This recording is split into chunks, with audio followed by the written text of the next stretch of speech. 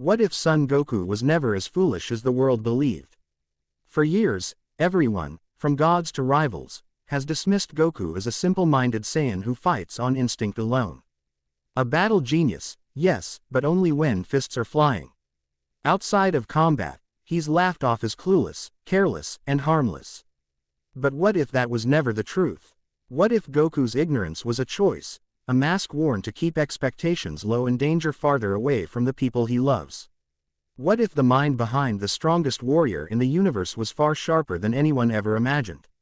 When secrets begin to surface and Goku is forced to step into a world where brains matter as much as power, the balance of his life starts to shift. Family, friends, and rivals may soon realize that the greatest trick Goku ever pulled wasn't mastering ultra strength. It was convincing everyone he was an idiot. Goku might seem a little OOC in this one, but it's on purpose. Do you really think that with his fighting ability and strategizing skills, that he is as much of a complete idiot as he lets on? His father was a genius and so is his son. Do you think it skipped a generation? Or do you think Gohan gets it from Chi-Chi? Anyway, on to the story. Goku walked down a street in West City looking for the boys. He knew where they were, but Chi-Chi was mad at him again and he didn't want to go home quite yet. He heard someone call, "Son Goku." Who said that? He looked across the street and saw a man beckon at him. He narrowed his eyes and crossed the street. "What do you want? I've heard a few things about you. That you've saved the world on a few occasions, that you're an excellent strategist, and that you're as dumb as it gets. Now tell me which of those doesn't fit." Goku scratched his head. "I don't know. I wouldn't say I'm an excellent strategist." The man shook his head. "Drop the dumb act, son. I want you to work for me." Gee, no thanks, I'm not good at holding down a job." He scratched his head and grinned then made to leave. "If you don't, I'll reveal that you're a genius. I'll send this out over the net and the television." He held a camcorder in front of Goku's face and showed Goku a clip of himself in Bulma's lab fixing one of her machines. Goku thought, "I thought all the cameras were off. How did you get that?" He looked guilty. "Relax, Goku. We just want you to work for us, help us make things. I promise you won't have to do anything against your creed. And if you do, I can leave." "Absolutely. I'll do it." To those of you who are reading this, but not reviewing, the chapters will be posted faster if I get some reviews, so please review. Goku said, "I'll do it, but I can't let anyone see me with books. Here, this is called a HC, a handheld computer. Your assignments will be on it and you can use it to communicate with me. You can switch to games if someone's watching." He handed him something resembling a Game Boy Advance. He explained it briefly and said, "You'll report for work at 8 o'clock on Monday, 3 days from now." Goku asked, "But what do I tell my family?" The man replied, "You're a security guard." He handed Goku a card that read International Technology Institute. "The handheld'll give you directions. Be careful with it." Goku nodded, in a daze. He took a minute to process what had been going on for the past 15 minutes, then put the computer in a pocket inside his GI and went to look for the boys. They ran into him on the sidewalk. Goten said, "Whoa, Dad, what are you doing here?" Goku laughed nervously. "Oh, Chi-Chi says it's lunchtime. She sent me to get you." Goten said, I gotta go, Trunks. See you later, Goten." They left. After dinner Chi-Chi said, "Goku, you should get a job. We're hardly making a living. We wouldn't be making one at all if Bulma wasn't helping us out." Goku interrupted, "I got a job." Chi-Chi continued on, "You've got to do more than train. What was that you said?" "I got a job." She looked at him incredulous and in some shock. "Where?" Goku pulled out the card and said, "Here." She looked at him. He really hated lying, but he had been keeping his secret for this long. "I'm going to be a security guard." Chi-Chi was still in shock. "Oh, that's great, Goku." She snapped out of it and cried, "Good for you, you finally got a job. I knew you could do it."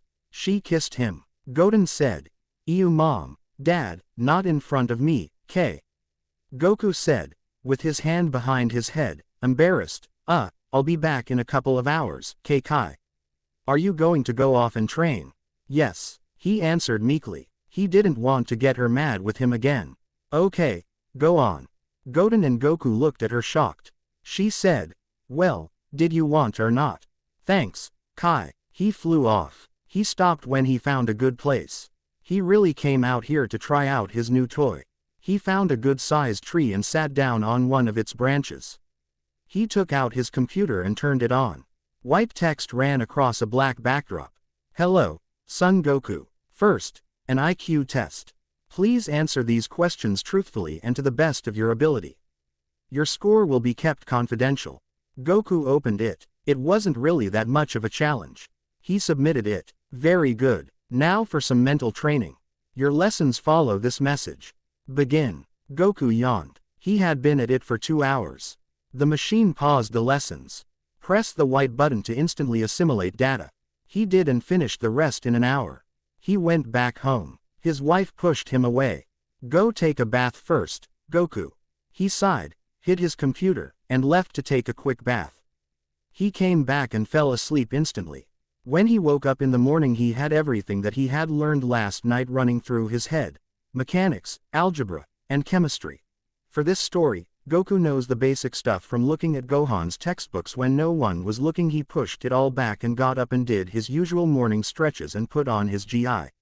He decided to sneak up on his wife in the kitchen after sensing that they were the only ones awake. He snuck downstairs into the kitchen and put his arms around her waist. Morning, Kai. She jumped.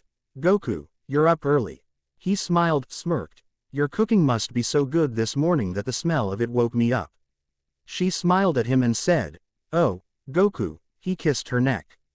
You're different this morning. I like it. Goku smiled. I'm gonna go train. I'll be back in an hour, okay. He kissed her again and left. He went further into the woods and trained hard for 30 minutes, then took a quick dip under a waterfall to get the dirt off and dried his hands and took his computer from the bush and turned it on. Good morning, Son Goku. Do you have time for a quick exam? Goku selected yes. He took the test and submitted it. Thank you. A green message came up. You did well on your exams. Quite up to my expectations. Are you enjoying yourself? I should enjoy myself when I am being blackmailed.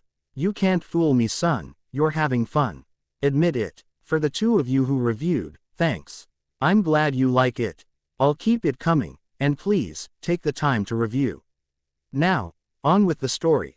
I should enjoy myself when I am being blackmailed. You can't fool me, son. You're having fun. Admit it. I have to go eat breakfast. Until later, son. Goku cut the computer off and put it back in his pocket. He wouldn't admit it to the man, but he was having fun. He could drop the stupid act when he worked for this man and he wouldn't be afraid of him. It was nice. He flew home and walked in. Chi-Chi said, just in time. Goku grinned. Great, I'm starved. Chi-Chi yelled, breakfast. The boys soon ran down. Gohan yawned. Morning, Dad. Goten cried happily. Breakfast smells good. Chi-Chi rolled her eyes and smiled. Go wash your hands before breakfast. That day went on like the past one. Goku trained like normal, but put in a couple of hours with the computer too. He went to bed that night thinking about work in the morning and all of the things he had instantly assimilated. Algebra, chemistry, biology, mechanics, engineering, physics. He slept hard and woke up early. It was 6 o'clock. Chi-Chi was up. Goku shook his head with a grin. He just didn't feel like sleeping in anymore. He went downstairs and kissed her. Morning, Kai. Chi-Chi half turned with a smile. Are you going to make a habit of that? I've got to be at work at 8. Chi-Chi sighed happily. I still can't believe you've got a job. How did it happen? Goku said. Well, he just walked over and offered me the job, really. That's it. Yeah, that's it. She shook her head. You must have been in the right place at the right time. Guess so. She kissed him. I'm so proud of you. Goku blushed. Ah, Kai. She smiled. Go on and train. Breakfast'll be done in an hour. He grinned, kissed her on the cheek and ran out.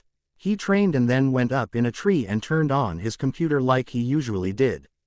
Good morning, son. Your post-test follows this message as usual. Remember to be at work at 8 o'clock sharp. What would your choice of vehicle be, son? Car or motorcycle? I'd rather. Between the two, son. You don't alarm people by dropping in out of nowhere, do you?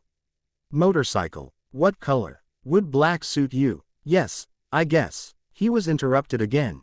You will drive to the ITI and be there at 8. Directions will be on your HC and the directions to my office where you will report will also be there. See you in an hour, son. The green text disappeared. Goku thought, drive there. He took the test, submitted it, then walked back home. He found a capsule in the front yard with a note tied to it. To Son Goku. He opened it. A black bike poofed up. Nice. He found a capsule in the front yard with a note tied to it. To Son Goku. He opened it. A black bike poofed up. Nice. There was a helmet and riding clothes too. He put the clothes into another capsule and into his GI. He went in. Breakfast ready. Chi-Chi said. Almost. You're not going to wear that to work, are you? Wear what? Your GI. Security guards don't wear GIs. His sons had just seen the motorcycle. Gohan asked. Whose bike? Goku said. Mine. They gave it to me. Why? I don't know. I guess they like me. He laughed. They gave me some clothes with it. What kind of clothes? Goku opened the capsule. That's weird. Goku laughed somewhat nervously and asked. What do security guards usually wear? Gohan said. A uniform. Goku said. Then maybe they keep it there. Chi-Chi said. Well, go ahead and change, it's better than your GI. Goku went to the bathroom and changed. Chi-Chi thought. Wow, he looks like a real tough guy in that leather. Must be why they picked him. That top really shows off his muscles. She shook herself out of that train of thinking before she ruined the food.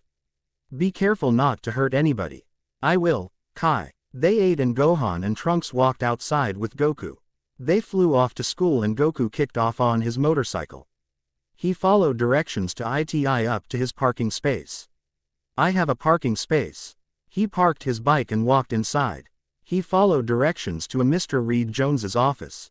He knocked. Come in, son. Don't break the door down.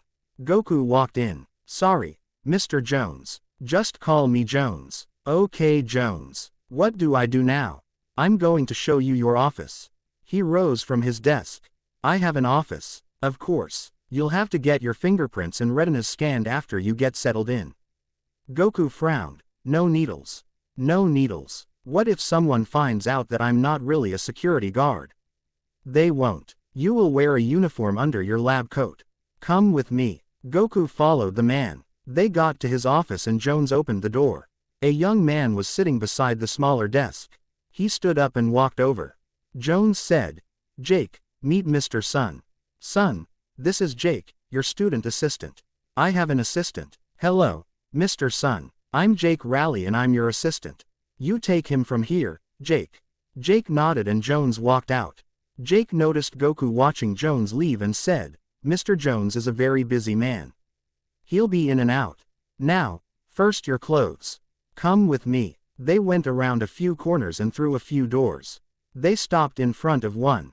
Jake said, if you would please go in there and shower. You will find your uniform in locker 22A and your lab coat in 44B. The respective codes are DOG1 and CAT21. Do you have all that? Goku nodded and went in. He came back in his uniform and lab coat. Jake said, watch your collar and buttons. He fixed them, and don't use the tie. We don't want you to rip your lab coat. Goku nodded and fixed it. Now for your hair. My hair. But, I don't need glasses. They're to keep up the appearance. You see, Dr. Jones and I will be the only ones who know that you are anything other than a scientist and teacher. Goku asked. I'm going to be a teacher. Jake said. Didn't Mr. Jones explain? No, he has a habit of that. Now, for the first week you're going to cram with your HC and take examinations. After that you will teach. What about the security guard thing? Oh, that's for family visits. Though you do have the physical attributes of a good security guard, Mr. Jones hired you for your intellect. If something happens, though, would you mind? Sure. Good. Now for your hair and glasses. Then on to processing, where we'll get you logged into the system and your ID made. Goku said, I won't cut my hair. They left the office and started walking again. Jake said, you don't have to, just tie it back. How? Jake stifled a laugh and said, I see your point. Does it lay down when it's wet? For a minute. Go on in and wet it them and tie it back with this hair band. Jake handed Goku a silver gray hair band. Goku left and came back. Jake said, "Not bad. From now on, tie your hair back like that after you shower when you arrive." Goku nodded. "Now we go to Dr. Wong's office and she will give you an eye test and find you some glasses." Jake knocked. A woman's voice answered, "Come in, Jake, Mr. Sun." Goku jumped and they went in. Upon seeing the look on Goku's face, the old lady said, "No, I'm not psychic. You're the only one here that wears boots, Mr. Sun," and I recognize Jake's stride. "Come here," Jake warned. "None of your tricks, Miriam. He's a married man." She pouted. "You always spoil my fun. And this one's a looker, but, oh, alright. A standard test." Goku raised an eyebrow, but decided not to ask. Jake explained, "Dr. Wong is also our medical doctor." Goku said, "Oh, I see." He took the eye test. Dr. Wong said, "You have perfect vision. You'll get the standard glasses then." She muttered, "I go into work as a certified doctor for men who have perfect vision and near perfect health." She handed Goku a pair and said, "They tint when you go outside." Goku put them on and Jake showed him a mirror. "Is that me?" "Yes. You seem surprised, Mr. Sun. I look just like Gohan. Did everyone get the update that we aren't allowed to respond to our reviews in our stories anymore? Also, since I'm going on Thanksgiving break, I probably won't be able to update the story for a little while. If I get the chance I will, though. And don't forget everyone, to please review." Now, on with the story. Goku put them on and Jake showed him a mirror. "Is that me?" "Yes. You seem surprised, Mr. Sun. I look just like Gohan." Goku asked, What is that hair band made of?" "An especially strong blend of elastic we like to call elastal metal. That explains how it hasn't broken yet." Jake said, "Alright, Mr. Sun, now for your processing." Jenny, a girl around his eldest son's age, came running up. "Yes, Mr. Jake." She was a bit disheveled looking. She tucked a stray strand of hair behind her ear. "Jenny, take Mr. Sun through processing. Then show him back to his office, please." "Okay, Mr. Jake." She looked at Goku and blushed. She looked down. "Mr. Sun." Jake said, "Go on." He left. Jenny, trying to control a blush, said, "Follow me, Mr. Sun." They were soon out of earshot. Goku asked, "Why do you call Jake Mr.? He doesn't look any older than you." "Oh, I'm just a student really. I do work here, but I'm a gopher." "A what?" She blushed. "Oh, they send me around to do errands and look things up." "Did they do that to all new trainees?" She stifled a laugh and nodded. "How did you know I was new? You don't seem to have that professional look down yet." She looked down. He said, "Keep your personality." She looked at him. He smiled and said, "You're about the same age as my son." She looked up at him in a mixture of disappointment and relief. "You seem like a nice girl. So, what kind of students go to ITI? What do they study? If the boss hasn't told you anything, then maybe I shouldn't either." She looked uncomfortable. Goku said, "It's alright. Don't worry about it." Then he looked a bit nervous. "There aren't any needles, are there?" She said, "Needles, where?" She looked around in fear. Goku said, "For processing." "Oh, no, I don't think so." Goku's sweat dropped. He followed her to an office. He got his fingerprints scanned. "No, Mr. Sun, hold your eyelids back. The computer can't see your eyeball." "Why does the computer have to see my eyeball?" She giggled. "Because it's a part of processing, Mr. Sun." Goku had his picture taken and was given a card. Some papers were given him to sign. He read them. A contract that he was to keep what he saw did here to himself and not to discuss work with family. He shrugged. That worked fine for him. He signed. The woman asked for his HC. She said, "Security upgrade. Employee manual too." He handed it over. She gave it back. "It will do nothing but play games and asked as a normal handheld gaming device unless you put your thumb below the buttons on the logo. It's set to your fingerprint." Goku nodded. He repocketed it. "Keep your ID with you at all times. If lost it will be wiped. Understand?" Goku nodded again, but was starting to wonder about all of the security. That's it. They walked back to Goku's office and walked in. Goku found a box of parts, a booklet and a stack of papers on his desk. Jenny ducked out. It was nice meeting you, Mr. Sun. What do I do with this when I finish it? Put them in the outshoot when you're done. See it on the wall. Goku nodded at her and he could hear her running off on another errand. He settled down to work and opened the brochure. It was blueprints for a device that he was to build. He began. 3 hours later Goku sent the device by. He wondered aloud, I wonder if this place has food. About 10 minutes later Jones walked in. Mr. Sun. Oh, I bet he's mad about that change I made. Yes, Mr. Jones. You deviated from the diagram. Yep, Goku said. It wouldn't have worked. The salt water wouldn't have made it into the filter to distill. A simpler design with more common sense worked better. Jones smiled. Good work, Sun. Thanks, Jones. Is there any food around here? Don't forget to review. Jones smiled. Good work, Sun. Thanks, Jones. Is there any food around here? Had the cooks fix you lunch. He tossed Goku a capsule. Good day, Sun. See you later, Jones. Goku opened the capsule. Wow. After he finished eating, he put the dirty dishes in a pile by the wall and washed his hands at the sink in his office.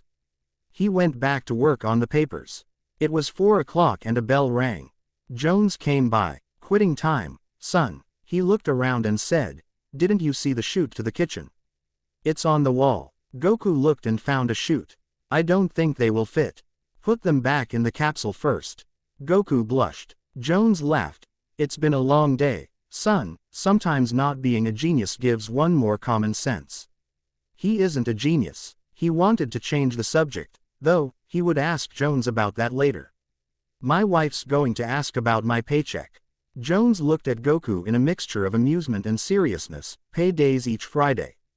The paycheck will be in your in-shoot. You get paid a standard of $600 a week. I don't know how to translate dollars to zenny, so I'll just use dollars, okay? Goku said. That's $15 an hour. And around $40,000 a year if you add in bonuses. Wow. Jones laughed. You're not like the others, Sun. I had to drag you into it, but I think you genuinely enjoy the work. You're not in it for the money. I like that. See you tomorrow, Sun. Don't forget to run by the showers and change before you head out.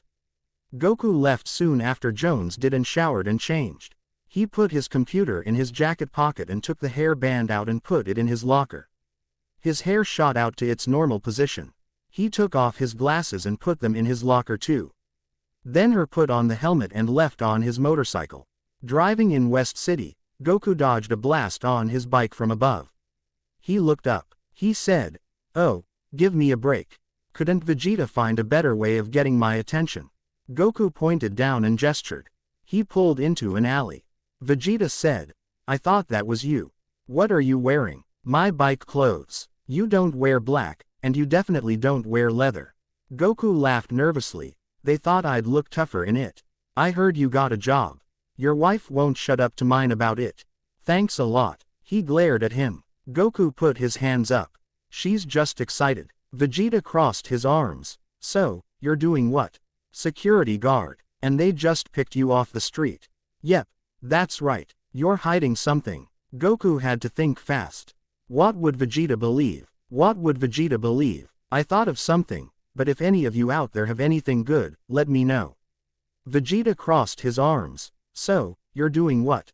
Security guard. And they just picked you off the street. Yep, that's right. You're hiding something. Goku had to think fast. What would Vegeta believe? He hated to lie. Maybe he didn't have to. Vegeta would never believe the truth. He said, you're right, I am. Vegeta looked smug. I knew it. You're not really a security guard, are you? No. What are you really? I'm really a scientist. They hired me because they found out that I was a genius. Vegeta growled and said, if you won't tell me the truth then I'll just have to find out another way. Goku shrugged, with a grin. He yelled after Vegeta, who was flying off annoyed, hey, let's spar later. I'll be over after dinner like I usually am. Vegeta kept flying and didn't answer. Goku grinned. I can't believe that actually worked. Then he was depressed. I can't believe everyone has bought my act that well. It's kind of depressing. He shook his head, got back on his motorcycle and went home. He parked beside a tree and hung his helmet on a handlebar. He shook his head to fix his hair and walked in. He changed then plopped down on the couch. He was tired, but he'd feel better after dinner and a good spar. He had been using his brain all day. He could really use a good workout. For now, he flipped through the channels and paused when he came to the science channel. Goten is still a kid and Gohan is a teen in the story. He's not married, so he still stays at home. Gohan walked in. "Whatcha watchin', Dad?" Goku said.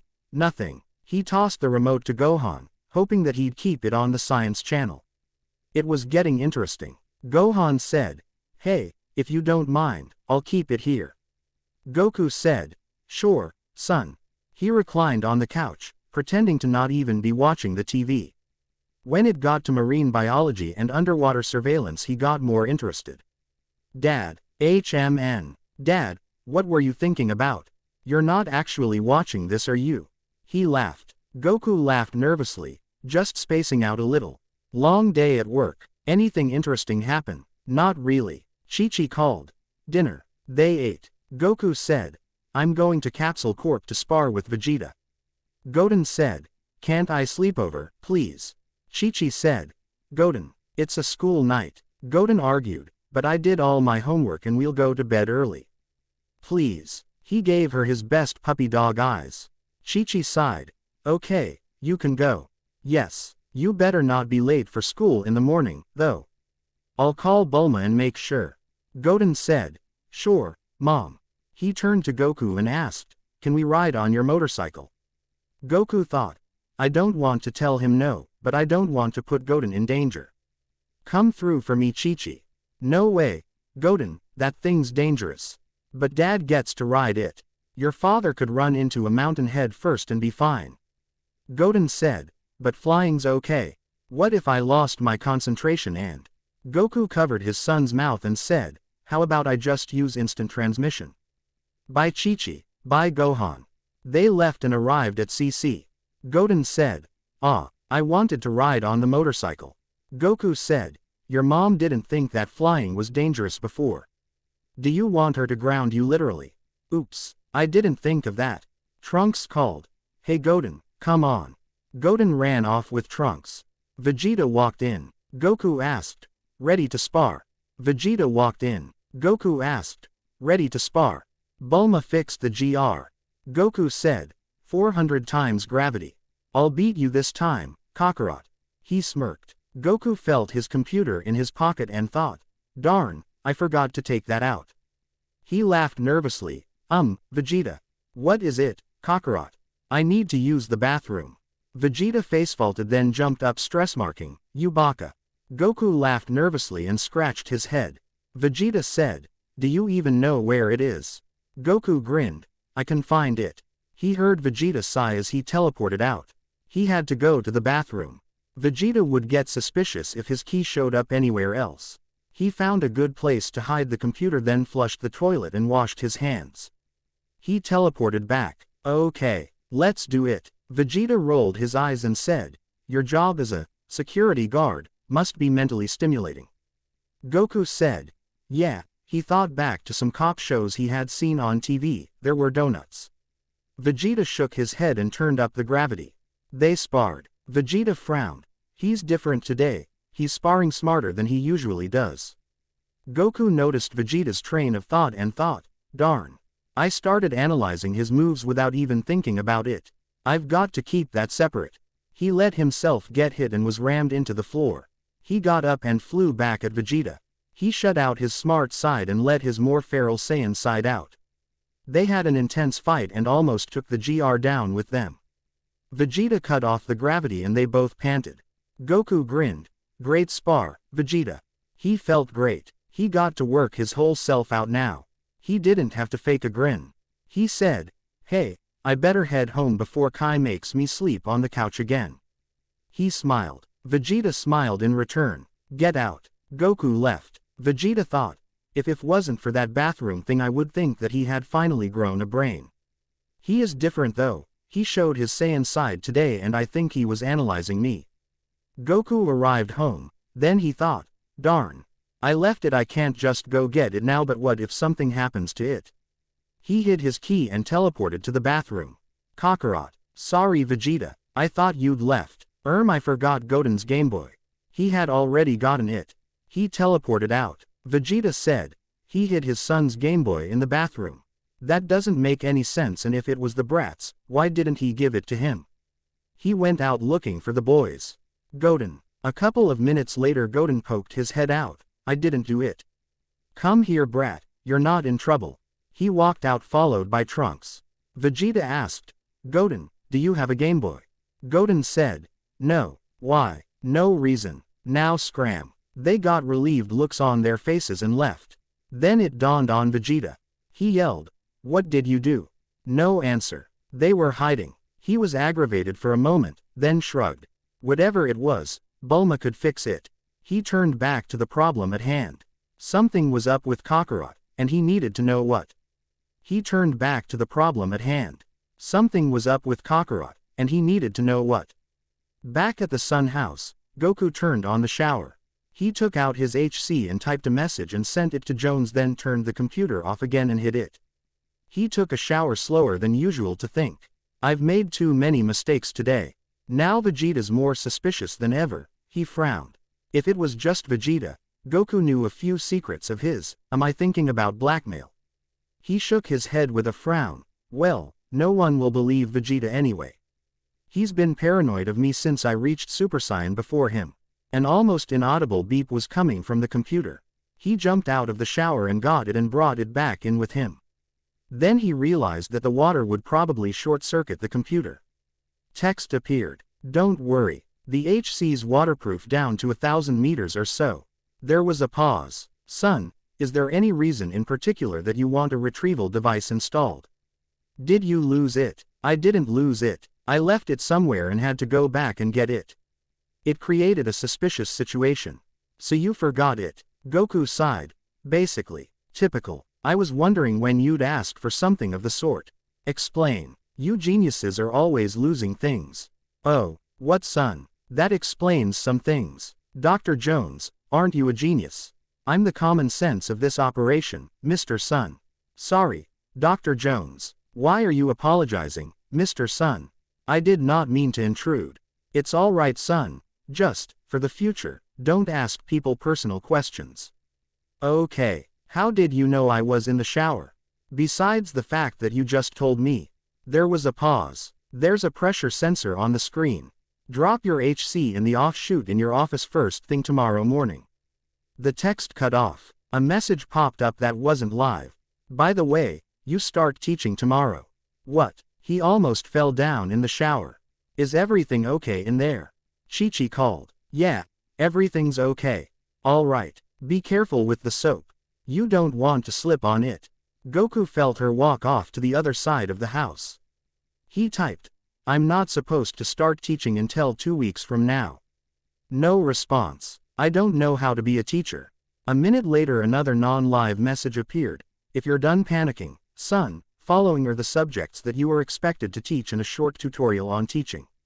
Oh, if Jones said short it would take him all night. Subjects. He opened the files. He was to teach 3 classes. These are the classes that you will normally teach from now on. The first class was science. The second class was applied mechanics. The last was martial arts. Should be a fun class for you, son. What you are to teach follows. He was only to teach basic self-defense, nothing to do with ki.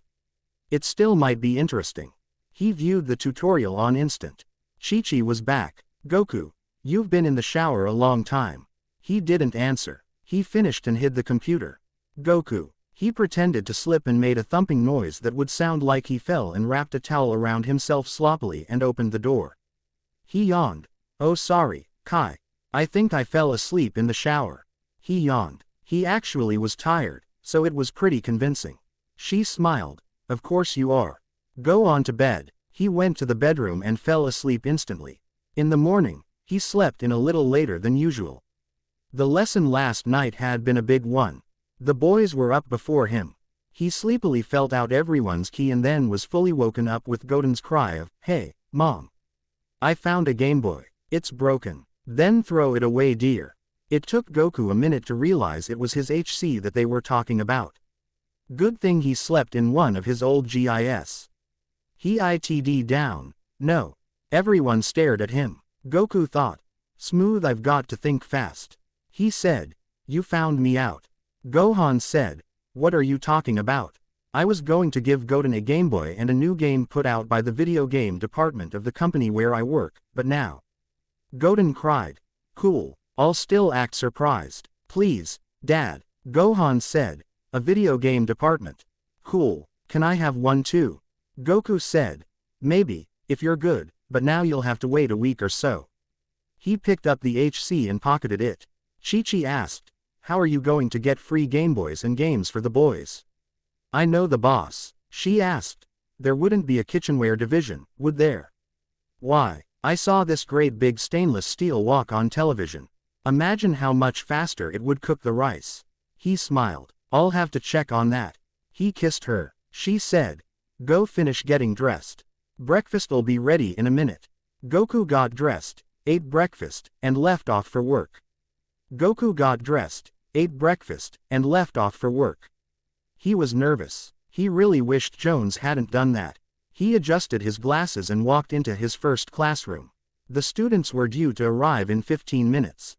The class was chemistry. Jones wanted him to demonstrate explosive mixtures and lecture on chemical bonding. Goku ran a hand through his hair, frustrated. He had no idea how to be a teacher. He doubted it would go like the program told him it would. His fingers stopped at his hair band. He sighed and turned to the board, which was dry erase. He was surprised that it wasn't a computer too. He wrote down the notes and classwork and homework. The work was mixed. Classwork, quizzes and tests were on their computers, but homework used the books. Must be so that way so that the parents could tell their kids did something at school. He smiled as he thought of Chi-Chi. He finished writing the notes on the board and sat at his desk waiting for the students to arrive. He counted them. There they were, the whole 25. He said, Okay, class, let's begin. Today. Suddenly the door burst open. Gohan walked in, his hair messed up and his glasses not on yet. Goku contained his shock decently. He coughed. It appears I have a new student. Gohan stared at him. He said, You look really familiar.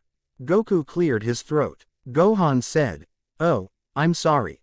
I'm Gohan's son. I'm here on the scholarship. Goku thought.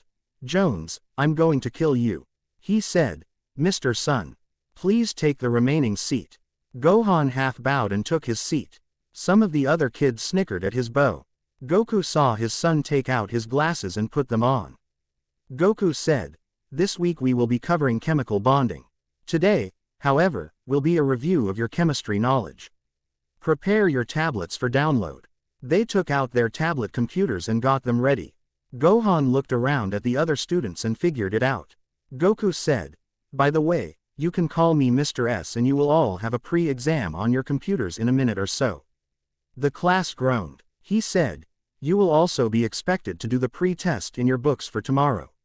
You may begin after you finish your computer test and submit it. He pushed up his glasses.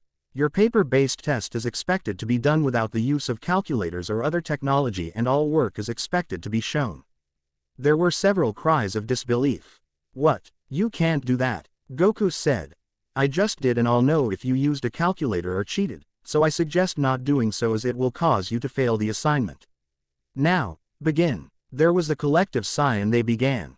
He heard some mumbling going on about several different things, mostly about him. He ignored it and went to his desk and onto the larger computer. Son, how's your first day of teaching?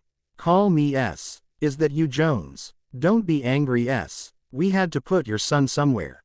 Just happened to be with you. No hard feelings. Like I believe that. Jones had signed off. Goku planned out his next class in his head while waiting for the tests. He started receiving tests and smirked once he had gotten back the results. He said, It appears we have some dishonest students, or didn't everyone know that stealing the teacher's answer key off of their computer was wrong? A student cried, You can't prove that. Goku noted the face of the student. He said, The answer sheet was wrong. I created it that way on purpose. I was curious to see who would take the honest way out. Those of you who just cheated now have AF in your grade file for this class.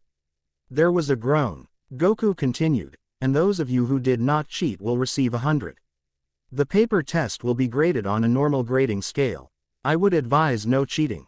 Cheating will always result in AF in this class. If you finish the paper test in class, you have no homework. He saw many speed up. Only 5 didn't finish. The students left, Gohan last. Goku let out a deep breath. Gohan stuck his head back in. He said, "What does the S stand for?" "My last name." "What's your last name? Don't you have a class?" He picked up his bag and left for his other classroom. Gohan stood outside the door. Goku got ready for his mechanics class. He wrote, "Mr. S," on the board and prepared the files for upload by his students.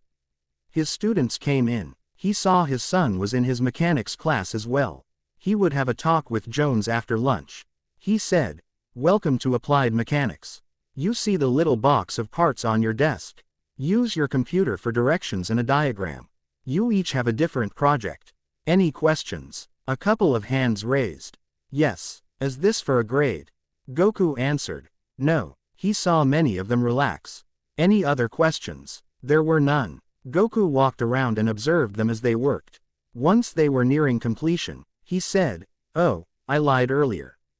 You are getting a grade and you have 10 minutes to finish." He saw many panic looks and heard protests and scrambling. Time. He was at his desk. "Check your grade files." When they did, they looked back up at him surprised. He said, "Most of you worked very well when you weren't under pressure, but you had trouble completing when the pressure was back. You must learn how to work, and work well, under pressure. Today, I gave you your grade for following directions and trying. From now on, grades will be based on skill, application, knowledge and effort. Your homework is on the board. Please write it down. I will take it up tomorrow." The students left. Gohan looked at this man again as he filed out. He looked so much like his father, but his key wasn't there. Could he be hiding it that well? He had never really thought that his father was as naive as he let on, but how could he prove it? Needles. Gohan thought, trying to figure out a way to find out if Mr. S was his father. No, lots of people are scared of needles. He had him for self-defense class too. He'd know then. He went to his other class then lunch. Goku went to Jones' office and knocked on his door angrily. "Come in, son." Goku walked in and opened his mouth. Jones said, "Hold on a moment. Let me soundproof the room. I have a feeling this is going to get loud." He did. Goku said, "The only reason why I agreed to work for you in the first place was so that my family wouldn't find out, and now, you put my son in 2 of my classes. 3. All 3. Calm down, son. He's just in your Monday and Wednesday classes. Surely you can handle your own son for part of the day." Goku sighed. "Yes, sir." Jones said, "Now that your temper's deflated, is there anything else you wish to talk to me about?" He raised an eyebrow. Goku sheepishly mentioned the matter of the Game Boys and the walk. He said, "And besides that, Gohan needs to see me being a security guard." Jones nodded. He said, "The real guards get here at 7 a.m. I'll introduce you to them tomorrow. You can go out with them on lunch duty.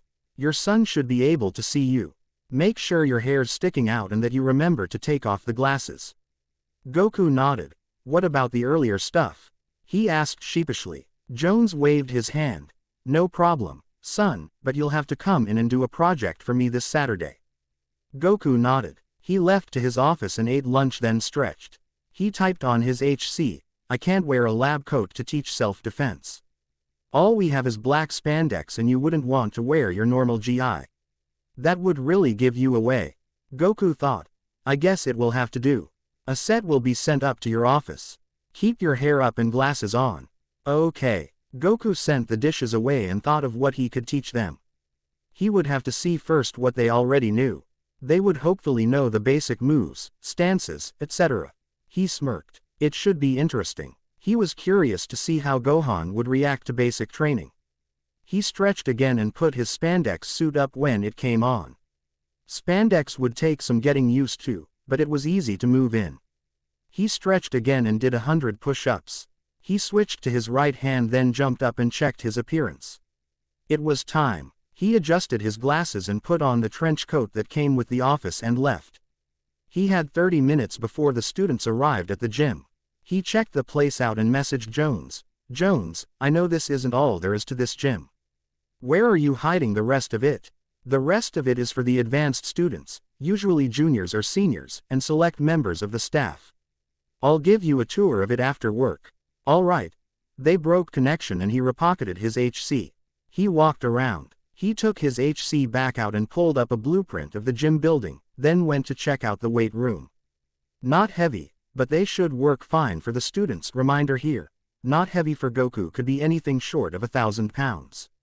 He walked back to the gym and waited. Once they were all there, he said, not all of you are wearing your gym clothes. On Wednesday I expect all of you to be wearing them. This is an hour-and-a-half course. The first 20 minutes will be stretching, then a 10-minute run around the campus. When we get back, we will work on technique. Any questions? Yeah, are you serious? One student replied. Goku noted his face and voice. 10-minute run. Are we in the army? Goku said. I see there are no questions. File into 3 lines of 6 to begin your stretches. He led them in the stretches. He saw them panting. He had thrown 100 push-ups and sit-ups in there as well. He said, any complaining results in another lap around the school, and I expect you to keep up. He started them off running. A few went by him, but they soon dropped back, winded. He noticed his son struggling to keep the slow pace and smiled. He yelled, pace yourselves. You won't last if you don't. He fell back with the slackers. There was a girl at the near back of the group. There were also 2 boys. He said, don't forget to breathe. The girl panted, I'm not good at this. Goku thought of what would be the best strategy to use with her and said, I should have expected as much out of a girl. She looked at him shocked. He said, you're weak. She got mad just like he had expected. I am not weak. Prove it. She took off. Her anger had given her that extra motivation that she needed to boost her self-confidence. He smiled, then hid it and ran with her for a bit. She really picked up pace. He dropped back again. He said, I don't hear any complaining, do I? No, sir. Then why aren't we running? I'm out of shape, sir. He looked embarrassed. That's why they signed me up for this class. Goku asked. Same for you. Of the other boy. He nodded. Goku said. Then I'll see you 2 at 7 on Mondays and Wednesdays for extra training to get you caught up. He ran back toward the head of the group and they made it back to the gym. Goku passed by the girl. He said. Good job, Miss Daniels. I see you're not weak after all. He heard a lot of panting from his students. He said. Go get some water. All but his son and another boy went off to the bathrooms. Goku said. You too. Get some water. The other boy said. You're not getting any water. Goku said. The coach drinks last. Since when? Since me. They followed him into the restroom and they drank then he did. When everyone was out, Goku said. Now, I want to see how skilled you are. Each of you will give me a 2-minute demonstration of any martial arts you know. Beginning with Mr. Adamson and down the list to Mr. Zygon. The last was one of his problem students. He watched them and let them know when their 2 minutes was up. The Zygon boy may have a problem with authority, but he had some good qualities. Goku said, you will be split into 2 groups not dependent upon your level of previous training. The leader of the first group will be Jessica Daniels and the leader of the second group will be Seth Zygon. Goku said, you will be split into 2 groups not dependent upon your level of previous training. The leader of the first group will be Jessica Daniels and the leader of the second group will be Seth Zygon. Listen closely for what group you will be in. The other students, especially Gohan and the other boy, had disbelieving looks on their faces. One student asked, but, how come John isn't one of the captains? Yeah, John was the name of the other boy. John Stone. Goku had looked into the basic profiles of his students. That one needed to be taken down a notch or 2. Goku said, I have chosen. Group leaders, see me after class. The rest of you may go early, but if any of you want an extra hour's training, be here at 7 on Mondays and Wednesdays. Don't forget your gym clothes next time. They all left. Gohan thought. He moves like dad too. I've got it. I'll see what this guy rides home on.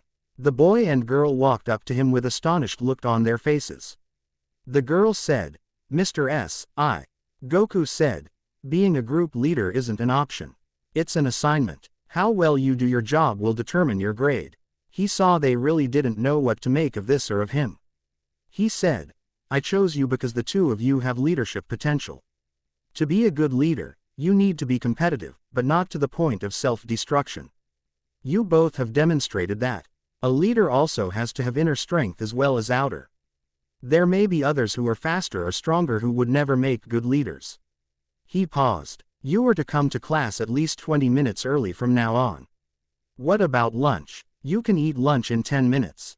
Jessica nodded and said, what about 7 o'clock on Mondays and Wednesdays? Goku replied, I would encourage both of you to come. It's open to anyone who wants extra training. How will we train? You'll have to come to see.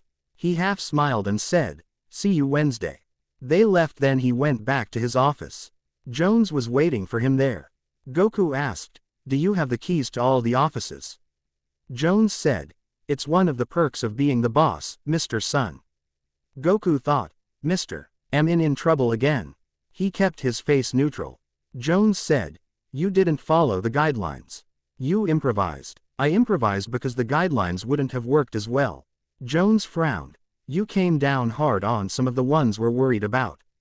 Goku said, trust me. I know what I'm doing. Jones caught Goku off guard by changing the subject slightly. Did you enjoy your first day of teaching, son? Goku said, if I respond to that you'll use it against me later. He half smiled. Jones covered a laugh with a cough and said, be serious, son. Goku said, I was, but if you must know, I think I can work with them. Jones smiled. Goku blinked. He said, wait, so Mondays and Wednesdays are going to be like today, what are Tuesdays, Thursdays, and Fridays going to be like? Jones said, you will do scientist work on Tuesdays and Thursdays. I haven't quite made up my mind about Fridays. For now, they'll be your day to catch up on paperwork. Goku nodded. Jones said, when you ask students to come in early, you're supposed to get it approved first. Goku looked sheepish. He opened his mouth. Jones waved his hand dismissingly at him. I agree with it though, so I approved it, but don't pull that stunt again, okay? Okay. Thank you. Now, about the items you requested earlier, follow me. Goku followed him into a separate building. He was presented with 2 Game Boys that looked like his HC except they were blue instead of black, like his. There was also the walk. Thanks. No problem, son. Just don't forget about Saturday. Goku nodded. Jake walked in and said, Mr. Sun, your HC and wristband. Goku took out the temporary HC he had been using and handed it back. He took his. He asked, wristband. The button on it will recall your device to you. Try it out. Goku gave the HC back to Jake and Jake hit it. Goku put on the armband and pressed the button. The HC appeared attached to the armband. Wow, it actually dematerializes and rematerializes the HC and reforms them. How long did it take you guys with this one? A couple of years. Goku thought. I wonder if Bulma has anything like this. Cool. Just make sure when you use it that you have the wristband uncovered. Otherwise, the HC will rebond with your clothes. That becomes rather expensive. I'll make a note of that. They walked out and back to Goku's office. Jones said, by the way, are you aware that your son is stalking you? He pulled up a video surveillance of the parking lot. Goku asked, do you have a small hologram projector? Yes. How about Mr. S drives a car home? Jones smiled. Creative. We can manage that. The two of you should head out within a minute of each other. You should go get ready to leave. Be ready in 15 minutes. Goku did. Gohan watched Mr. S drive away in a car. He turned to follow, but heard his father call him. Hey Gohan. Gohan turned around shocked. He said, Dad, but. Goku said, that Mr. S is something, huh? I heard everyone has a double, but they don't usually work with them. He laughed. Gohan smiled. He said, hey, Dad, can we ride home on your motorcycle? Goku frowned slightly and thought it over. Everyone there that mattered knew Gohan was his son by now anyway. All right, but only until we get within a couple of miles of the house. Your mother'd kill me. Gohan grinned. Goku poofed up another helmet. Gohan asked, hey Dad, how come you wear a helmet? You don't need one. I'm trying to blend in, Gohan. Gohan blushed. Embarrassed. Stupid question. Dumb. They rode. Gohan got off, dizzy when they stopped a mile from the house. He said, "Wow, how many inches were between us and those two trucks?" "About an inch on both sides." After Gohan recovered a second later, "That was awesome." Goku laughed. "Well, don't tell your mother about it. As far as she knows, I drive safely now, going the speed limit and using my turn signal." He grinned. Gohan laughed and said, "Can we do it again?" Goku smiled. "Maybe tomorrow. Go on. Get home a few minutes before me." Gohan left and Goku rode home in silence. He pulled up outside his house and went in. He said, "Do you want your presents before or after dinner?" They all ran over. Goku smiled and unroofed the capsules. The boys cried, "Cool," and ran off. Chi-Chi yelled, "Homework first." "Ah, Mom." Goku said, "Ah, Kai, let them play with them a couple of minutes until dinner, then they'll do their homework." The boys stuck their heads out from around the corner. Chi-Chi sighed and said, "Oh, all right, but right after dinner, they start on their homework." The boys cheered. Goku turned to go upstairs. Chi-Chi cried, "Thanks, Goku." "Boys, thank your father." "Thanks, Dad." "Yeah, Dad, you rock." Goku smiled then changed. After dinner, Chi-Chi asked, "So, Gohan, how did your first day at your new school go?" Gohan looked over at his father. He said, "It was okay. My teacher's kind of weird, though."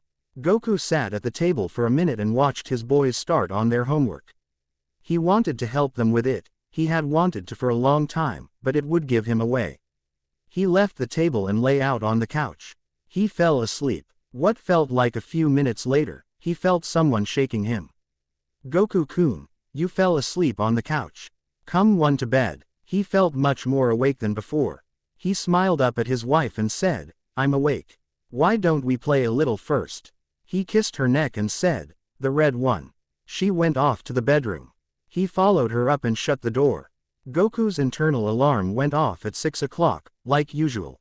He went downstairs and said, "Kai, my boss said I've got to come in at 7 from now on because that's when the rest of the security guards come in." She said, with a smile, "I'll speed things up a little then, with my new walk." She continued cooking. Quote, Goku ran a hand through his hair and yawned. "I'm going to go train for a few minutes, K. I'm up too, can I go train with Dad?" Gohan asked. Goku and Chi-Chi both looked at him shocked. Chi-Chi said, "But Gohan, you usually don't want to train with your father." "I do today." Chi-Chi paused and said, "I suppose it's alright." Cool. They walked out. Goku thought, "What's he up to? I don't know what you're talking about. I'm just a security guard." Gohan said, "Your Game Boy. It's a computer. They don't give that kind of technology to security guards." Goku opened his mouth then closed it. He knew Gohan really had figured it out. He said, "You will swear not to tell anyone." "So, it is true." Goku nodded. Gohan asked, "Why hide it?" "I didn't want to scare anyone." "No one's scared of a dumb guy. He's harmless. Besides, if I told anyone now, your mom would be mad at me for not getting a job sooner, and the list goes on. Bulma would kill me and Vegeta would never talk to me again if he found out that not only am I stronger than he is, but smarter too." Gohan stood there with his mouth open. Then he asked, "So, you're really Mr. S?" "Yes. Do you swear on your life to keep it a secret?" "Wow, Dad, you're really serious about this, I swear." "Good." Gohan sat beside his dad on a rock. "Why did you pick Jessica and Seth?" "They're not hotshots." Gohan said, "So I am." "Not as much, but the coach can't have his kid as one of the leaders, can he?" "But no one knows I'm your son." "People probably think so. I haven't decided how to answer if I'm asked about it. Besides that, you're on a much higher level than they are, which is why I'm going to suggest that you wear a ki suppressor." "A what?" Goku showed him a high arm band under the sleeve of his GI. "It suppresses ki. You should wear one at school." He tossed his son a capsule and Gohan opened it. There appeared a high arm band like his father's. "I've been wearing one for the past couple of days, it gives you a better workout when you train." Gohan put it on. "Did you make it yourself?" Goku nodded. Does it turn on and off? He nodded again. I think I'll just wear it at school. Don't forget it. You wanted to train. Gohan said. But, I know. You only said that to get out here. Gohan. Gohan looked at him. He continued. You can't just keep pushing down your Saiyan side forever. If you ever get into a real fight it could take over completely. That won't happen. Goku said. Your mother never has approved me training you, but I'm willing to push me luck. Do you want to train? Gohan looked up at his father in conflict. He had always wanted to train with his father, but Goku said, well, answer me Gohan. Gohan looked up at him and then stood too. Yes. Then I'll talk to your mother. You'll get up at 5 o'clock in the morning from now on and we'll train for an hour and a half each morning with ki suppressors. Gohan nodded. Goku said, starting tomorrow. Gohan nodded again. Goku said, by the way, you got number 20 wrong. Gohan looked at him in astonishment. Then he grinned. He said, I don't know about everyone else, but I think the new you is awesome. Goku smiled and said, well, I prefer that everyone else knows me as the old me. Will you help me keep it a secret? Gohan nodded. Goku said, well, we've got to look like we've been training, so how about a 5-minute spar? Okay. Goku ran at Gohan and they fought. Gohan yelled, you're this fast when you're not using your ki. Goku grinned, too fast for you. No way. Gohan grinned back. They soon heard Chi-Chi yell breakfast and they quit and went in. Chi-Chi said, go wash up. They went over to the sink, then ate breakfast. Goku said, I'm off. He leaned over and kissed Chi-Chi. Then he changed and left. When he arrived at ITI he took out his HC and typed, Gohan found out. Son, your son found you out. Yes. There was a pause on Jones' end. Goku typed, our agreement has been violated. But, Goku laughed. Jones sent, son, don't do that. I had you going, didn't I? For a moment, Goku turned around to face Jones who had come up out of nowhere. Goku held down a grin. Jones sighed with a half smile. Mr. Sun, you have an overactive sense of humor. He smiled. Goku said, I think it will work out with my son knowing, but no one better find out because of the company or I really will leave. Agreed. Now, let's go introduce you to the security guards. Goku said, okay. Give me a minute. He went in his room and shut the door, then he teleported down, changed, got his other clothes capsulized and teleported back. He walked out. Jones said, not bad. They walked. Jones said, in this room. He opened a door and a bunch of burly men and 2 angry-looking women faced them. Jones said, this is Goku's son. Make friends. Goku walked in and Jones closed the door. They all stared at him. Goku was uncomfortable. He didn't know how to act around these people. They turned to each other. One said, he's got more muscles than you, Bricks. Does not. He's got better hair too, said one of the 2 women. He said, shut your mouth. I bet Bossman sent him here to take your place, Bricks. Bricks growled and jumped up to face Goku. You think you can replace me, punk? I'm not replacing you. He put his hands up. He didn't want any trouble. Fight me. I don't want to fight you. Fight me or I'll just use you as a punching bag and then we'll see how the Bossman likes you as my replacement. I'm not replacing you. Bricks charged him. I don't want to fight you. Fight me or I'll just use you as a punching bag and then we'll see how the Bossman likes you as my replacement. I'm not replacing you. Bricks charged him. Goku dodged. He thought, this guy's definitely the leader. The others looked up to him. Defeating him would be a bad move. He just defended himself, but put up a good fight so he would be respected too. He took a blow for the loss and crashed into the floor. Bricks grunted at him, then said with a half smile, get up, Stone. Goku got punched in a friendly way by the rest of the crew. Several shook their hands. What do you eat for breakfast, Stone? Cement. Goku said, depends if my wife's having a good day or not. There was raucous laughter. Bricks said, I'm Bricks. I'm the top dog round here. Good thing you figured that out fast. Over there's my brother Sticks. There were 5 others. Hammer, Mace, Katana, Bazooka, and Grenade. Mace and Katana were women. Bricks caught Goku looking at them and said, oh, Mace is my girl. Katana's with Bazooka. Mace said. Katana and me are the martial artists on the team, and the brains. The boys are the brute squad. Shut it, Mace. Bricks smiled at her. We prefer to be called the brute force. The women weren't bulked up like the men. Goku wondered how much martial arts they knew.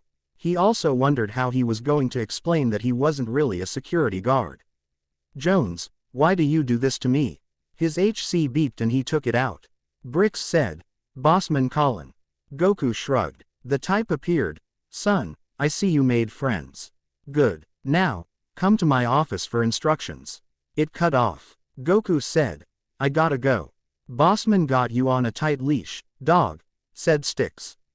Goku shrugged. I'm the new guy. Bricks said.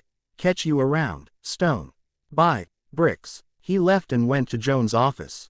Jones said, as soon as Goku had come in and shut the door, hello, son.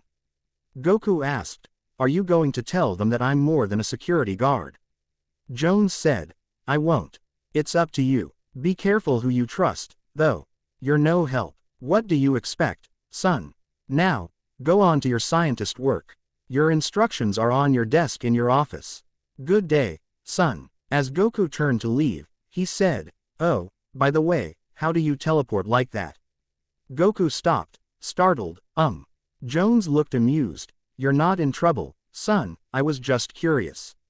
Goku said, it's kind of complicated, and no one that I've tried to teach it to seems to be able to learn it. Jones said, so you do it without the aid of a device. Is it natural or learned? Learned. Interesting. I won't press you for details. Go on. Wait, when will I be on duty as a security guard? You'll be on lunch duty on Tuesday, Thursday, and Friday, so you'll eat early. You'll also be on duty for that hour in the morning each day as well. All right, okay. Jones waved his hand and Goku left. Goku was vaguely worried about Jones knowing that he used instant transmission. How much surveillance did he have in this place? How much did a school need?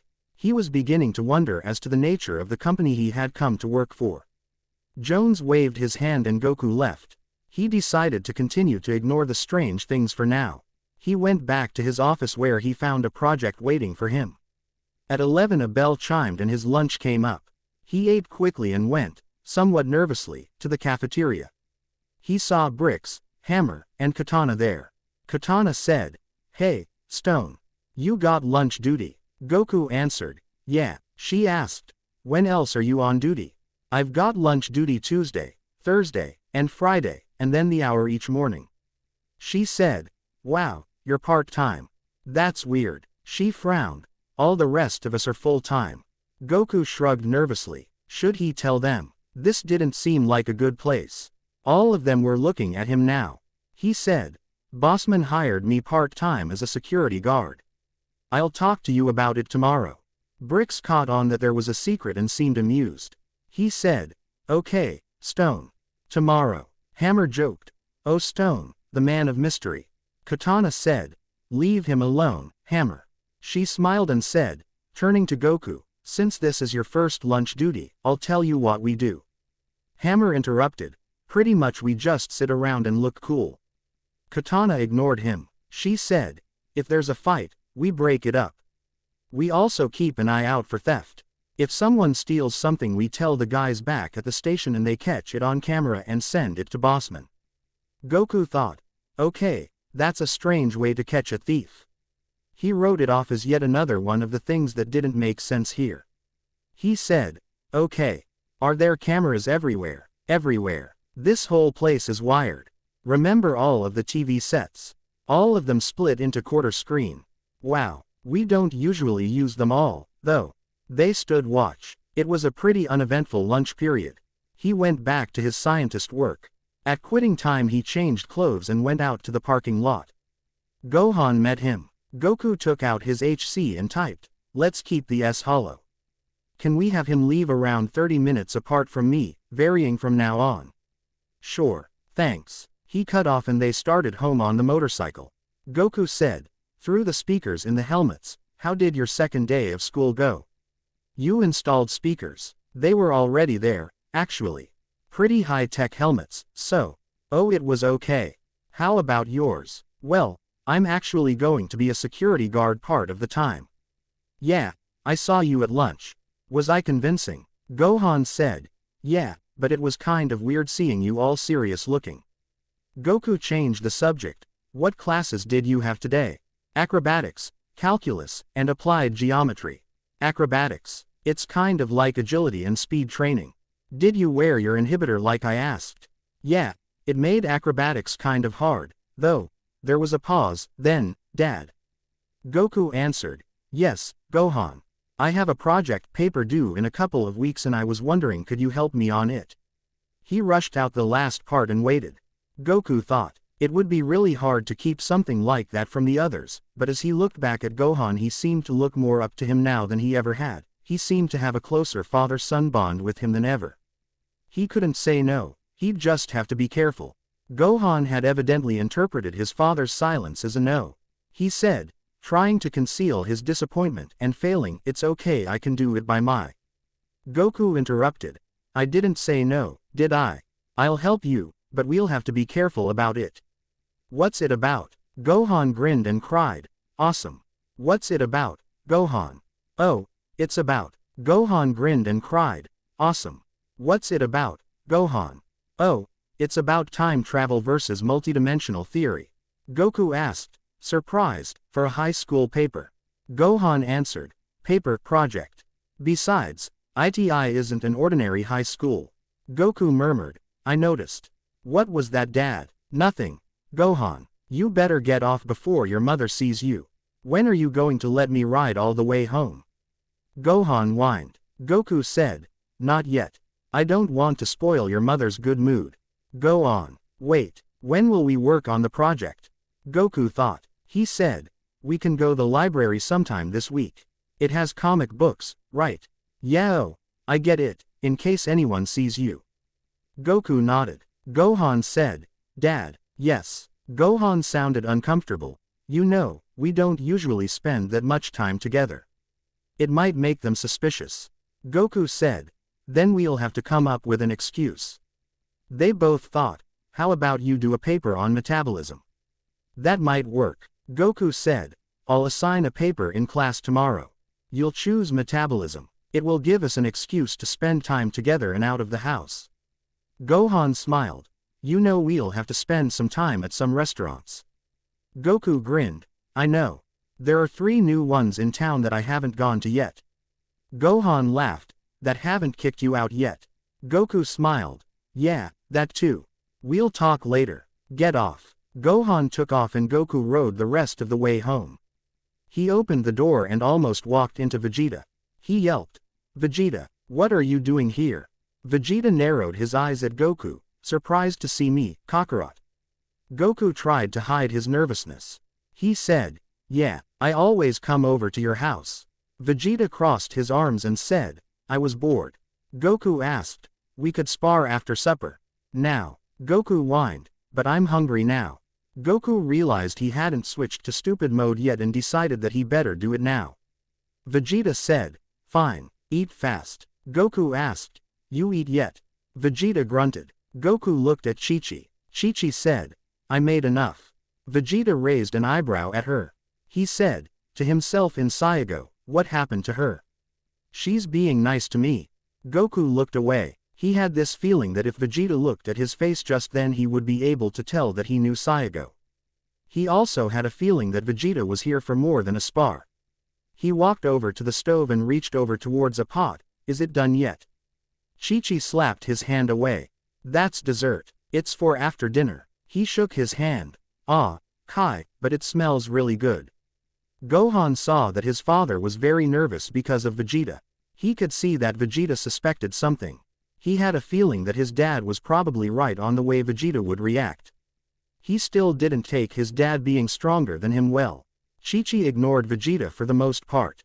She asked, Goku, how was your second day as a security guard? Goku smiled. He didn't have to lie. I'm on lunch duty for my extra duty. I met the others yesterday. There's 8 of us. The leader's name is Bricks. His name is Bricks. It's his nickname. He gave all of us nicknames. What's yours? Stone. Why Stone? One of the guys ran into me. Gohan snorted. Did he break anything? Goku looked thoughtful. I hope not. Gohan asked. What are the others' names? Sticks, hammer, bazooka, grenade, mace, and katana. Chi-Chi asked. Are they all men? Goku answered. No, mace and katana are women. Seeing Chi-Chi's look, he added, but they're Bricks and Bazooka's girlfriends. What do they look like? Goku thought fast. Chi-Chi looked angry. He said, they're no match for you. Meaning, they're not as pretty as you are. Chi-Chi smiled. Good answer. Goku let out a breath of relief. He got up from the table the same time as Vegeta. He was starting to lose his nervousness. His Saiyan side really wanted to get out. They were outside. Goku asked, ready, Vegeta? He charged. Goku began to let down block after block, enjoying himself immensely. He went SSJ, then SSJ2, then SSJ3. And Vegeta was keeping up with him. He grinned. They continued to fight until they were both panting, then they paused. Vegeta asked, Kakarot, what's gotten into you lately? Goku answered, nothing. Vegeta's eyes widened. Kakarot, you spoke Saigo. No, I didn't. You just did. Goku groaned mentally. Stupid, Goku. One more slip like that and it's all over. He said, Vegeta, you know I don't remember Saigo. He frowned. Vegeta said, I heard you. He crossed his arms. Goku shrugged. Vegeta looked unsure for a split second, then he masked it and went on. You've been hiding something, admit it. Hiding what? You know what? Goku answered. No, I don't. Vegeta looked at him square in the eye and asked, will you take a lie detector test? Goku tried to control his panic and played the stupid card. A what? Vegeta growled. It's a test with a machine that tells me if you're lying when you answer questions. Goku gulped. He said, maybe later. Vegeta narrowed his eyes. Something to hide. No, he thought. He'll find out. He said. Vegeta said. Or I could just read your mind.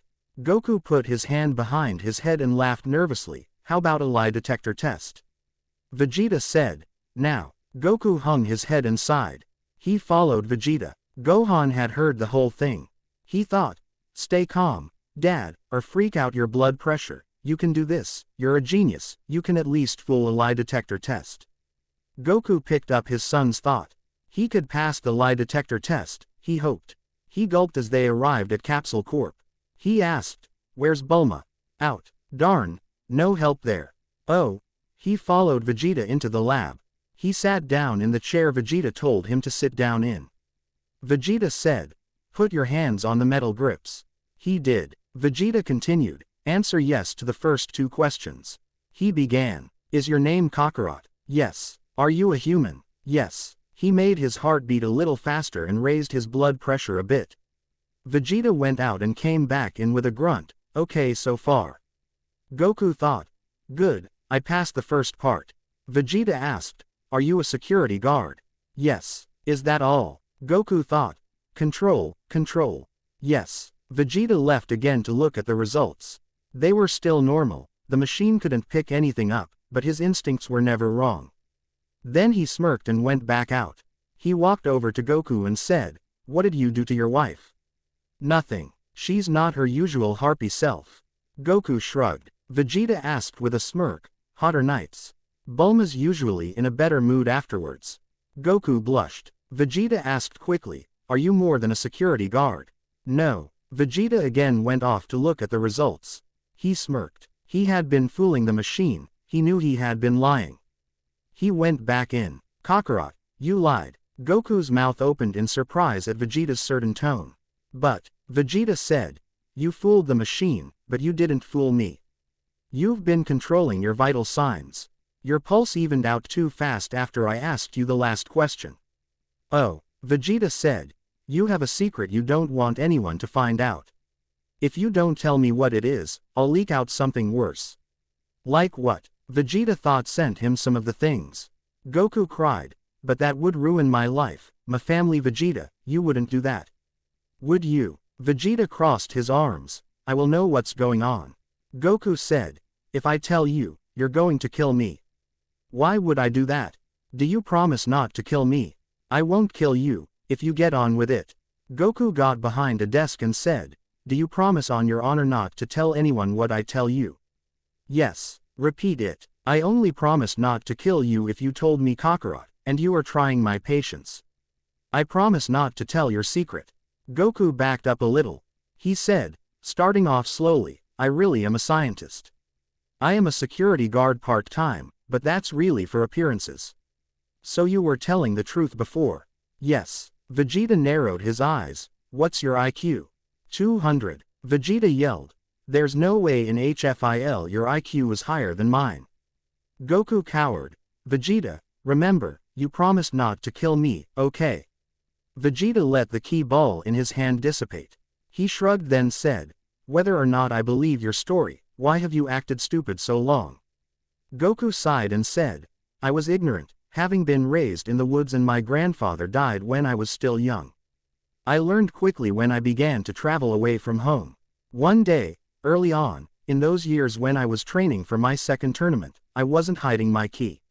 I walked into a dojo I found in the mountains, looking for a spar. A man, the sensei, walked up to me. He looked like he was ready to try to defend them from me. He was afraid of me. I could see it in his eyes, smell it. I left that place quickly and never returned. I never wanted anyone to ever look at me that way again. I don't want to be feared by those that I am trying to protect. Vegeta looked at him. He said, nice story. He looked less angry, though. Then he said, fine, I want you to prove it. How? Vegeta said, just answer me when I ask you a question. He said, in Saigo, what is the soldier's motto? Which one? Third class. In battle we thrive, we always survive. Elite. We are the conquerors, we are never defeated. Vegeta looked at Goku surprised. Then he said, with a frown, that shows nothing more than that your memory has returned. What is 26 to the 6th power divided by 402 multiplied by 5? 3,842,236 and 200ths. Vegeta thought for a second then said, right. Goku just thought of something. He said, with a frown, Vegeta, there's a camera system all around here, right? If Bulma sees this, Vegeta said, there's not in this part of the lab. She's afraid of people spying on her here. He walked over and picked up a box of parts. He said, this is a scouter that she tore down. Rebuild it. I'll need some tools. Vegeta handed him some tools. Goku sat down in front of a desk and had it done in 10 minutes. He handed it to Vegeta, who checked it out. It worked, probably better than it had before. Vegeta said, on 2 conditions. What? I'll keep your secret on 2 conditions. Goku frowned. Which are? Vegeta said, 1. You don't tell my mate that either or both of us are smarter than she is. Okay. 2. You stop acting stupid around me.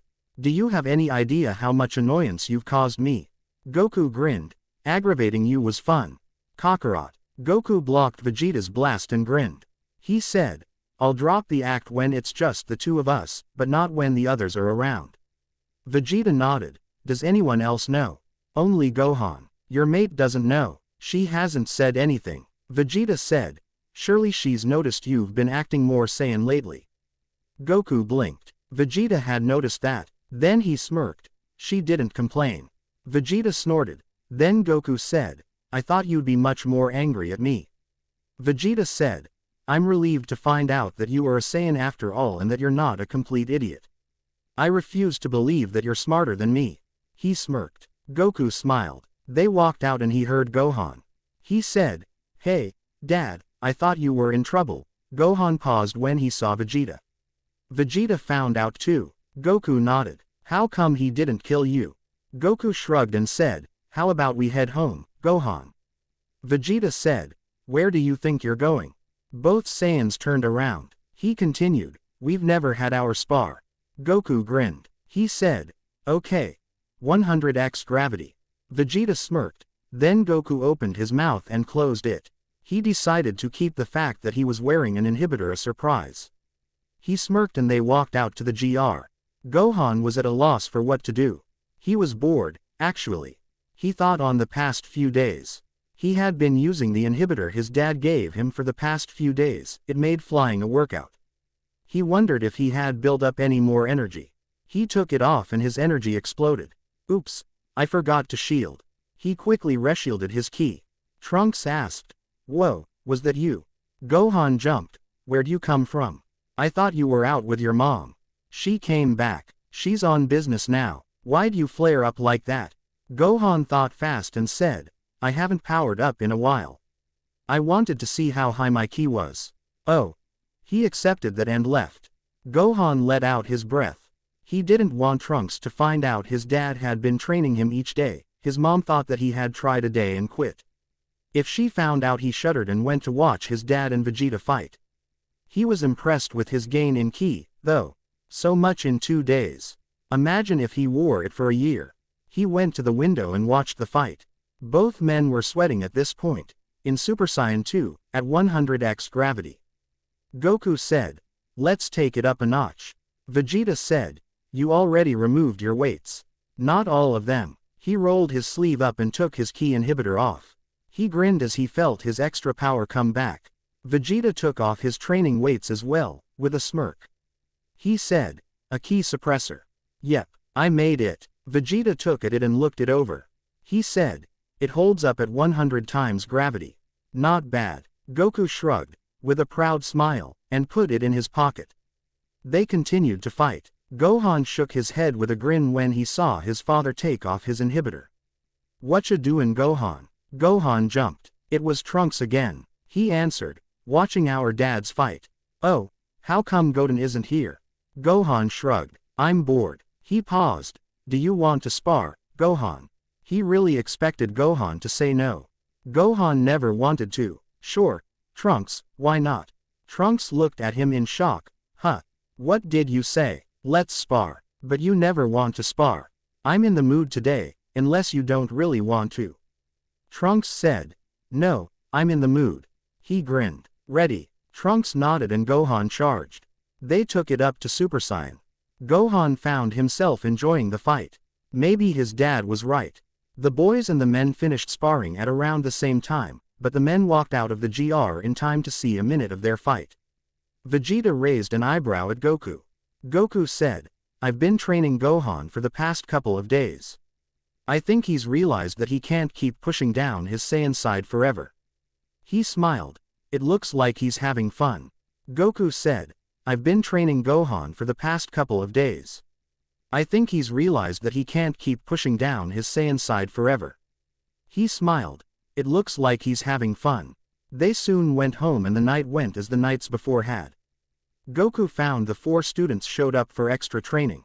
The leaders were there along with the other 2 that he had asked to show up. He smiled slightly. These he could work with. The week went by without a hitch. Goku sat at his desk Friday, working on some paperwork.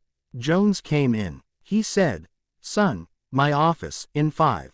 He walked out and went on down the hallway. Goku got up and went to Jones' office. He asked, Sir, sit down, son. Goku sat down. He thought, did I do something again? Jones said, I've got an important project for you. You will work on it starting tomorrow and continuing until you finish. But what about? Jones interrupted him. A substitute will take your place until you finish. Goku opened his mouth, then closed it. He finally asked, what's it about? Something was up. He could feel it. Jones said, Son, I've been watching you and what I'm about to tell you cannot be told to anyone. Goku frowned. Are you blackmailing me again? Jones answered, it's in the nature of the people I work with, but no, not this time. However, if you do become a security risk, I could just give you partial amnesia and falsified memories. Goku heard Jones say this completely serious. He said, I believe you.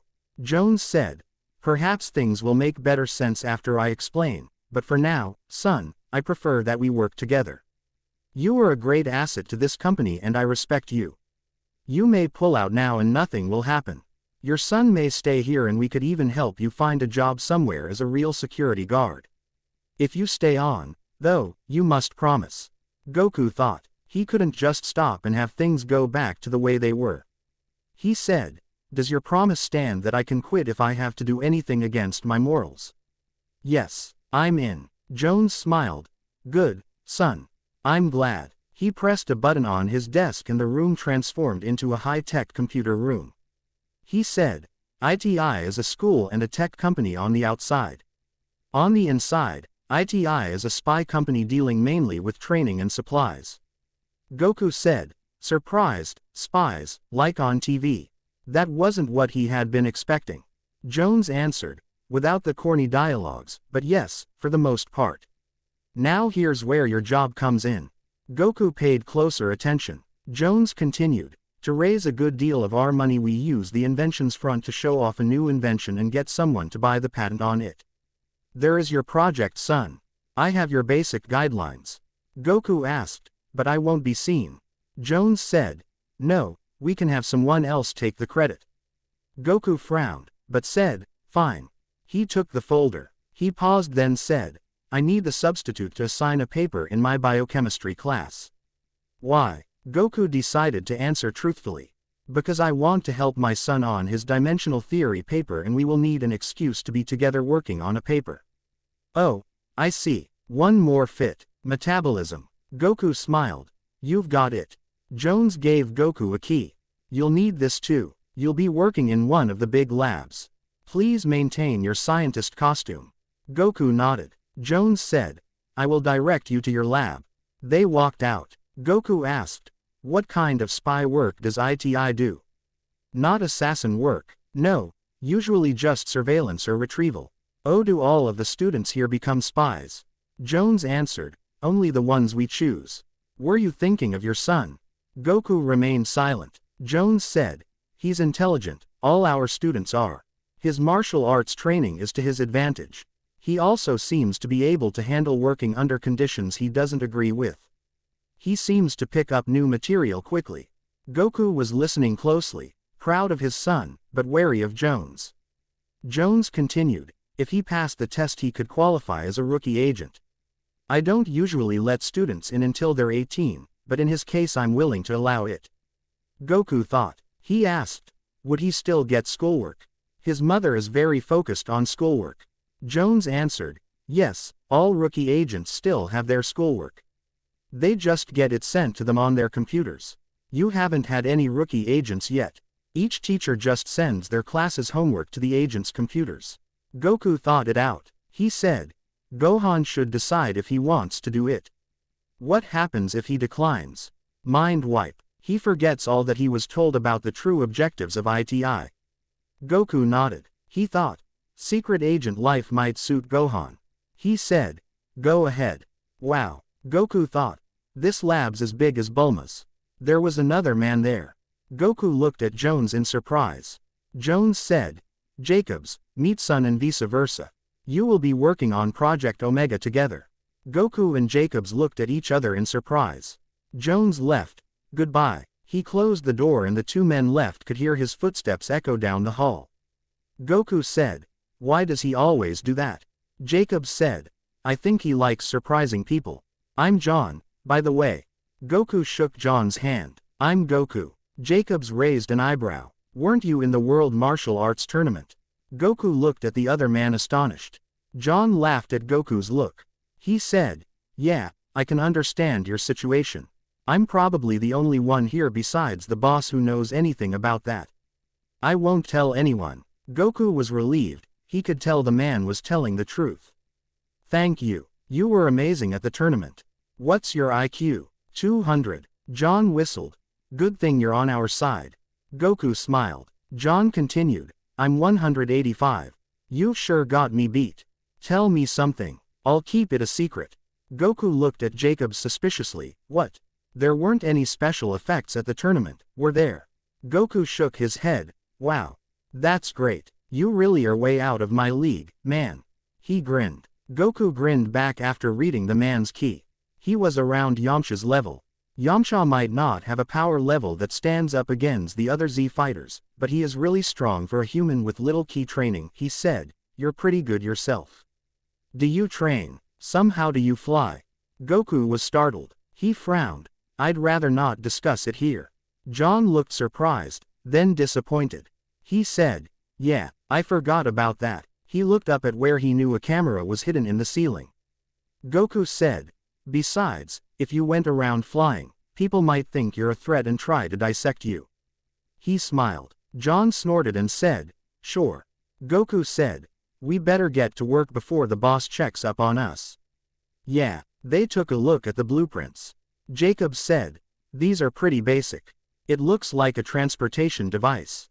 From where to where? It doesn't look like a car or a ship. There's the smile for infinity. Time travel. Goku answered. No, I don't think so. There's no temporal component, only spatial. Jacob said. So, it's a device that transports you from point A to point B. Maybe. A teleporter then. Goku nodded. Jacob said. No wonder we got the biggest lab. This thing's going to be huge. Goku nodded again, still silent. Something was bothering him about the project, but he pushed it aside for now. He said, first, let's find out what he have to work with. Goku looked around and found the cabinets empty. Most of the room was, except for a large desk and table and a computer. The computer took that moment to come on and beep. Writing appeared. Your materials are in holding bay 4 under guard. You get there by pressing the lever on the wall to the right of the desk. Goku looked. He didn't see any lever. I don't see a lever. It's there. You'll just have to look for it. You know the guards. Stay in your scientist clothes. It cut off. Goku said. We've got to go and get the supplies. Jacobs followed him over to the wall. Goku started looking for the lever. Jacobs said. Hey, I think I see it. Goku moved over and Jacobs pressed a brick in. Goku said. It didn't look any different than the others. How did you tell? Jacobs shrugged with a smile. The wall receded. They stepped out and were faced with 7 guards. Who are you? Dr. Jacobs and drive south. Goku interrupted. And Dr. S to work on Project Omega. They looked closely at him. Goku said. John, can you start working on the blueprints? The guards and I can handle bringing in the stuff. It looked like Jacobs was going to protest, but then he realized that something was going on and Goku wanted some privacy. He shrugged. They all had their secrets. He could respect that. Okay, see you in the lab. He went back into the room. Goku interrupted. And Dr. S to work on Project Omega. They looked closely at him. Goku said. John, can you start working on the blueprints? The guards and I can handle bringing in the stuff. It looked like Jacobs was going to protest, but then he realized that something was going on and Goku wanted some privacy. He shrugged. They all had their secrets. He could respect that. Okay, see you in the lab. He went back into the room. Bricks said. That you, Stone. Goku said. My name is Dr. S. He glanced up at the camera. Bricks did too. He looked at Mace. Mace took a small box-like device out of her pocket and flipped a switch. She threw it to Bricks. Bricks said. It's a room soundproofer. Mace said. Just keep your faces away from the camera. Bosses got lip readers. Goku and Bricks turned their backs to the camera. Goku said. Yeah, it's me. Katana said. You look different. Goku shrugged. Bricks said. So, you're a brains. He looked like he didn't know what to say. Goku said. Doesn't make any difference. Bricks looked at him for a moment and then hit fists with him with a smile. Right, Stone. Goku half smiled and said. Full name's Goku-san. Brains know me as Dr. S, students Mr. S, and boss knows my full name and calls me son. Stone'll work with you guys, but remember, not everyone knows I'm more than I appear, okay? They nodded. Bricks said. Your secret's safe with us, Stone.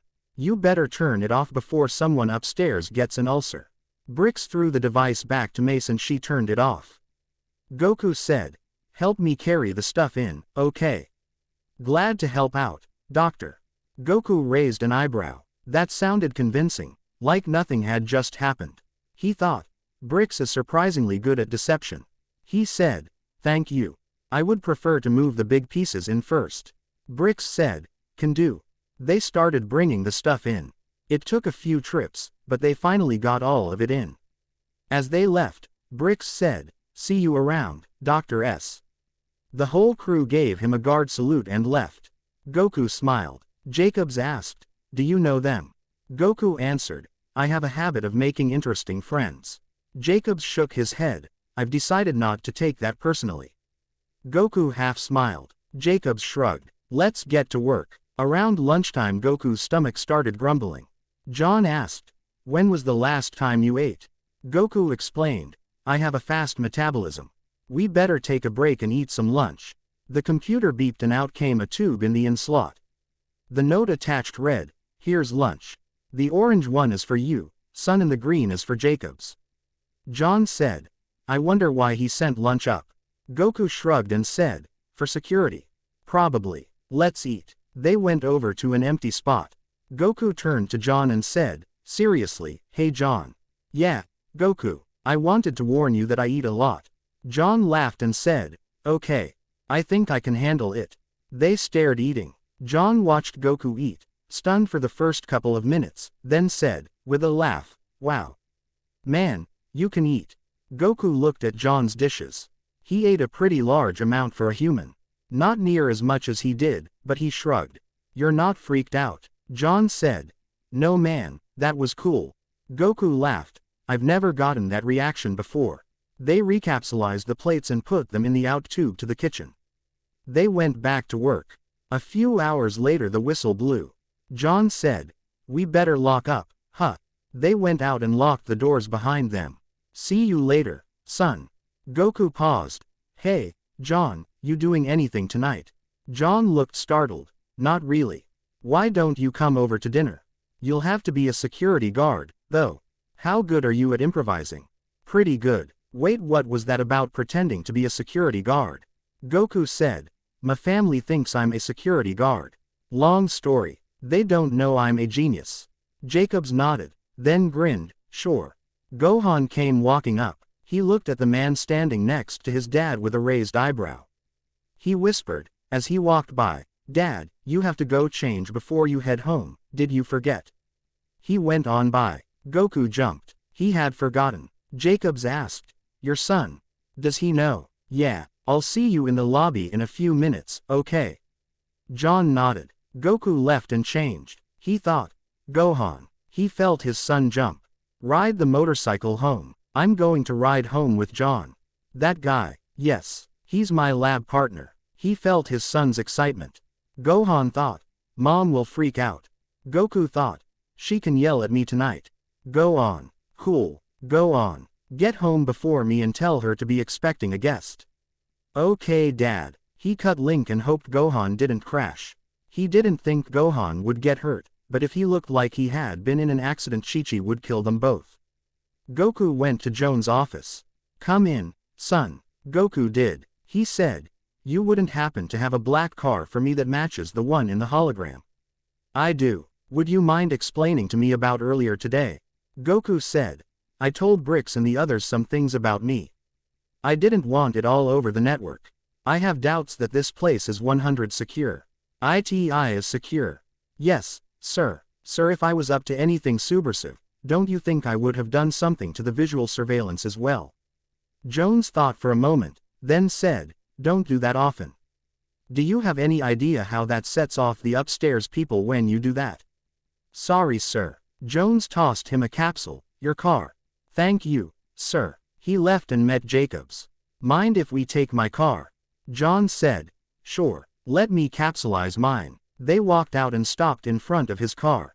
John saw Goku looking at it and said, I know, it's a jalop, but it has character.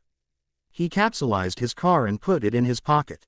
Goku uncapsulized his car. Jacobs said, sure, it's big and shiny, but where's the character? Goku rolled his eyes and said, you look enough like a security guard, I think it'll work, but you need a name. Huh, all the security guards have nicknames. The leader's name is Bricks, I'm Stone. Jacobs thought for a minute, how about Jax? Goku raised an eyebrow. Not bad. That might work. Cool. They drove home. Cool. They drove home. Gohan got home about 10 minutes before his father. He said, hey Mom, Dad invited one of his friends over for dinner. Chi-Chi suddenly appeared. What kind of friend? Gohan saw his mother's look and said, a guy he works with. Chi-Chi smiled. Oh, okay. Then, she yelled, how dare he invite a guest and not give me any warning? I'll have to start cooking now. Get out. She pushed Gohan out of the kitchen. Gohan thought, wow, Mom's really mellowed out. My ears aren't ringing. They parked out in the front yard. Goku said, remember, you're a security guard. Your IQ is around 100 or so and your name's Jax. Can do. Goku paused. This whole security thing doesn't bother you? Nope. My family thinks I'm a custodian. My IQ just went up a dozen points. Goku turned to look at him. Why do you hide it? I have ever since I was a young man. People freak out when they find out how smart I am. Why do you? Same here, for the most part. He took off his scientist getup and was left in his guard clothes. He capsulized the clothes and they got out of the car and walked in. Goten opened the door. Daddy, who's that? John said. Hey, I'm Jax. What's your name, kid? Goten said. I'm Goten. He turned to Goku. Daddy, is that your friend from work? Goku said. Yes. Goten went off yelling. Mom. They're here. John smiled. Chi-Chi ran up. Pleased to meet you. Jax. Jax. Please come sit down. John looked at Goku. Goku smiled and they sat down. There was an awkward moment before they ate. Chi-Chi said. Jax, I wanted to warn you. John said. Don't worry. I saw your husband eat. Nothing can shock me after that. He said it with a smile. Gohan laughed. Goku and Chi-Chi smiled. Chi-Chi said. You've been warned. They ate. John shook his head afterward in wonder. He said. Wow. Let me help you with the dishes, ma'am. Chi-Chi said. No thank you. I can do them. She beamed. Thank you for offering. Goku said. We're going to go outside and talk work, okay Kai? Sure, dear. She kissed him when he leaned over towards her. He kissed her back. Goten asked. Can I go over to Trunks' house? Chi-Chi said. If your brother will take you. Goten cried. Gohan. Gohan said. Sure, I don't mind. He had been listening. Bye mom. They went out. Goten asked. How come you've been acting different? What do you mean? Goten said. You've been training with dad. I thought you didn't like training. Gohan said. Well, maybe now I like it, okay. Is that a problem? Goten grinned. No way. You're a lot cooler now. Gohan snorted. Come on bro. He took Goten to Capsule Corp. Once there Goten ran off to play with Trunks. Gohan ran into Vegeta. Vegeta said. Boy, Vegeta, what's your father up to? He brought one of the guys from work home. Vegeta asked. And this man is a scientist? Gohan answered. Yeah, but mom thinks he's a security guard like dad. Vegeta asked, in a conversational tone, what are you doing now? Gohan started. Nothing, right now.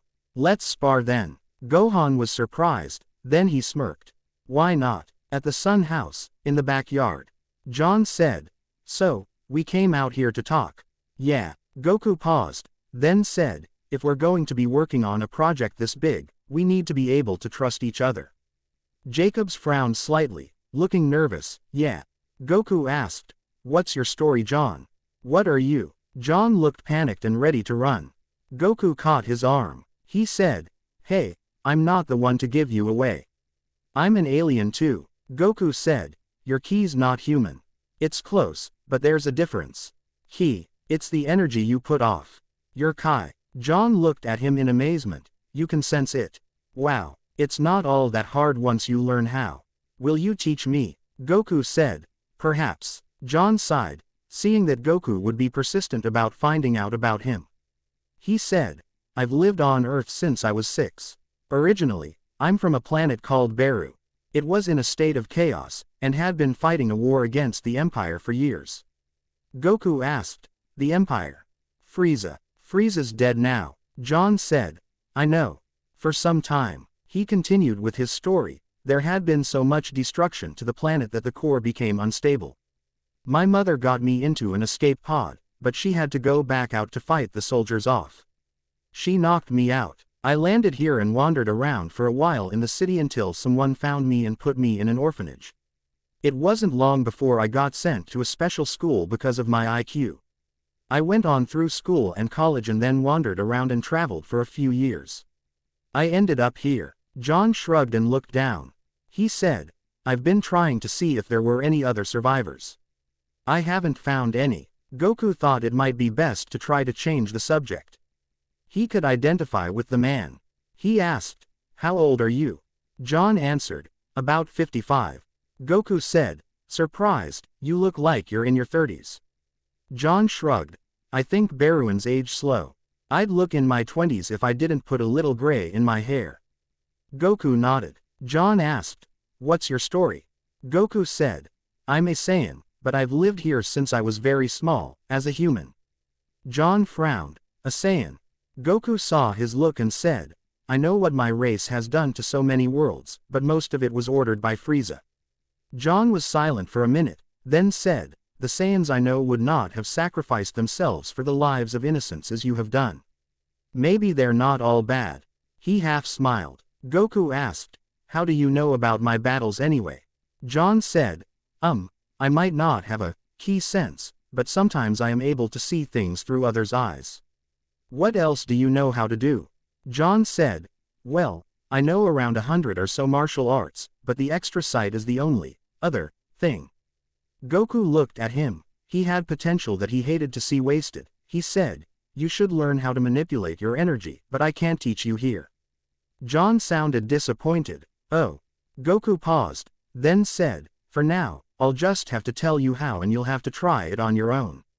John nodded, then smiled. It's a start. Goku tried to get the point across.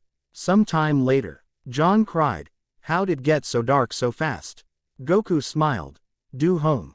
John looked embarrassed. Yeah. Told my wife I'd be home by 9. You better go then. Calls of Goku could be heard. Goku smiled and said, how about I drive you home? John turned. I'd rather go in my car, if you don't mind. Goku thought. Oh, I forgot, my car probably has surveillance equipment in it. He said, all right then, I'll see you tomorrow. Bye Goku. He poofed his car and jumped in with a grin, then took off. Goku went back in. Chi-Chi said, you were out there a long time. Goku said, we had a lot to talk about. He's a new guy and he doesn't have a lot of friends yet. Chi-Chi smiled. That was nice of you. Then she pulled out her frying pan and banged him over the head with it. Don't pull a surprise like that on me again. I need notice first. Goku rubbed his head. Sorry, Kai, it was a sudden thing, you know. Chi-Chi sighed. He seems like a nice young man. Is his real name Jax? Goku answered. No, that's his nickname. Oh, what's his real name? John. HMN. She turned. Gohan, Goten, have you finished your homework? Yes mom. Yes, ma'am. All three Saiyans' heads turned. Why is Vegeta here? Vegeta's here. What does he want? Vegeta walked in. Kakarot. Goku stood up. What's up, Vegeta? Chi-Chi looked worried. Vegeta saw her and said, annoyed, nothing's about to destroy the earth. I just have a few questions to ask Kakarot. They locked eyes. Goku nodded and followed him outside. Vegeta said, I felt you with a strange energy today. Who was it? Goku said, a man I'm working with at the institute. Vegeta stated, he's not human. Goku said, right, he's a Baruan. Vegeta said, incredulous, a Baruan. He'd have to be 60 years old if he had left the planet before it went nova. He's 55, Vegeta said, in a far-off voice, thinking, I didn't think any Baruans were left alive. They worried Frieza almost as much as Saiyans did. He was worried that they were spies and that they would undermine him. Goku thought, does Vegeta have a photographic memory? Or a computer for a brain? He probably still knew most of the intergalactic languages he had picked up when he had worked for Frieza as a child. He felt a moment of pity for Vegeta. What a childhood Vegeta had. Then it passed. Vegeta hated pity. He said, what are they capable of? Vegeta answered, they can be as weak as a human youth or they can be as strong as a Saiyan elite. It depends on their training. They have a large potential, but no superform. Goku said. He said something about extra sight. Vegeta said, Baruans can see through the eyes of other animals and people. He can do it. Goku answered, the way he said it I think it comes and goes. Vegeta said, he must have never been trained in it. Goku explained, he arrived here when he was 6, alone. Vegeta said, I wonder how strong he really is. Goku nodded, so do I, but even if he wants to fight, where would we fight? I don't want to give him away. Vegeta said, Bulma and Trunks will be gone Wednesday on a business trip. Why don't you come over after you get off? I want to meet him. He smirked. Goku said, I'll see if he wants to, but don't be too intimidating, okay? Vegeta grunted. Goku. Goku heard Chi-Chi calling him. He looked at said, come over Wednesday. Goku nodded and Vegeta left. Goku walked back inside. Chi-Chi asked, what was that all about? Goku said, well, Vegeta felt Jack's key and was wondering who he was. Chi-Chi asked, wait, is he a fighter too? Goku shrugged, some low-level stuff. Just the basic martial arts. Isn't everyone I'm friends with a fighter? Chi-Chi rolled her eyes. Goku let out a breath mentally. He had managed to get through that with a fairly non-compromising answer. That night, Goku, yeah, Kai, he kissed her on the neck. She shivered. Now quit that. I'm trying to talk to you. He frowned and raised up his head and looked at her. She said, oh, it's nothing bad, Goku. Don't look at me like that. She paused. You've been acting different lately, and I like it, but what's different? What happened since you got that job? Goku wanted to tell her, but he said, Kai, it's not caused by anything bad, okay? So you don't have to worry about that. She asked, but what is it caused by? He kissed her. Don't you worry. He kissed her again, about that. Goku and John were back at work the next morning and they showed up within a few minutes of each other. They eyed each other for a minute, then John smiled. Goku smiled back and they went into the lab. Goku said, ready to work? Yeah. They worked on the framework again. John said, I'll be glad when this part is done, then we can get to work on the interesting stuff. Goku nodded and said, I can see why they needed people like us to build this, though. He picked up a couple of metal sheets and bent them in the right shape and put them into place, then welded them on. John said, yeah. He supported the sheet as he welded it to the one on the other side and repeated this process with the next one. Goku helped. He thought, this would be so much easier if I could just use my key to do this. No, just this framework stuff is slow going. John nodded and they kept working. A few minutes later he paused and asked, do you think this would be easier to do if there was music? Music. John said, I've found that music playing usually helps me work better. It sets a pace. Goku said, never really tried it, but how would we get music here? John grinned and pulled out a MP3 player and hooked it up to the computer. Now, to find the speaker interface. Goku watched, curious. John cried, aha. Soon music began blasting through a hidden speaker system. Fast rock, rap music. Goku listened. He saw John nodding to it. He found himself nodding too. He said, cool, yeah, let's try it now. They worked in sync to the music.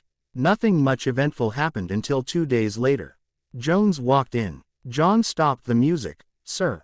Jones said, interesting adaptation to the broadcast system. How is the project coming? He looked around. Goku said, the framework's done. Jones said, I need it done by Tuesday. Goku said, but, it's already Thursday. That only gives us 3 days if we don't have Tuesday or Sunday. Jones said, come in and work on Sunday. That's still only 4 days. It can't be completed in 32 hours. Jones said, then work longer. Today you'll stay until 10 and from now on you will work from 7 until 10. That's around 55 hours. Plenty of time. Goku said, it took us this long to get the framework up. Jones narrowed his eyes and said, I need the project completed by Tuesday. If I don't get it by then, let's just say failure will be punished. Can you boys do it by then? Goku sighed. Yes, sir. He walked out. John said, you know, something about that guy bothers me. Goku said, yeah, me too. I've just always thought that he was a government man. What are we going to do? John paused and said, well, he has the both of us blackmailed. What can we do? I say as long as he doesn't do anything evil with it. Goku sighed. I don't like it either, but I agree, but if we're going to get it done in that amount of time, we're going to have to take it up a notch. Goku used the computer to contact Jones. Jones. Mr. Sun. If we are to complete the project by the deadline, we need the visual surveillance to be shut off for the lab. You may leave the audio surveillance on. What makes you think that you are in any position to negotiate? We're the only people you have who can build this thing. We have a deadlock. Indeed we do, Mr. Sun. You have your agreement. Good. I will check that they are off momentarily. Jones cut off. Goku said. The visual surveillance is supposed to be cut off. Let's make sure. He used a debugger he had made and checked the room. He found a couple of devices and deactivated them. He said, remember how I've been telling you how to use your key? Let's see what you've got. John said, I don't know. Goku said, make an energy orb. John tried. He said, it's not working. Why do I need to use my energy? Goku said, being able to use ki will make this job go twice as fast because we won't need a lot of the tools. We might actually get the job done on time. Okay, but this is hard. Goku said, you've never been trained in it. It takes some getting used to. Try again. What do you think, readers? Is Jones sounding more sinister? Why did the deadline become sooner? What does he need this device for? I'm still thinking about these things myself, so any suggestions are appreciated.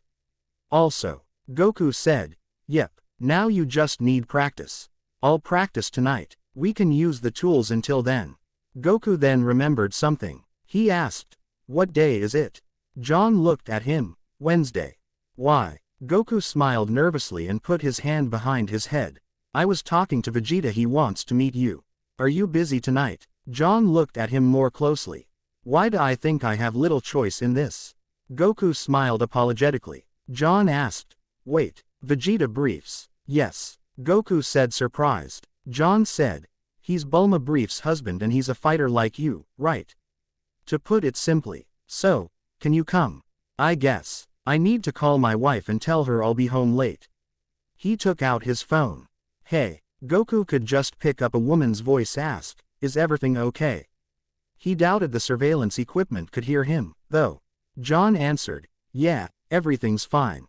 Slow day. So, what's up? I called to tell you I'll be home late.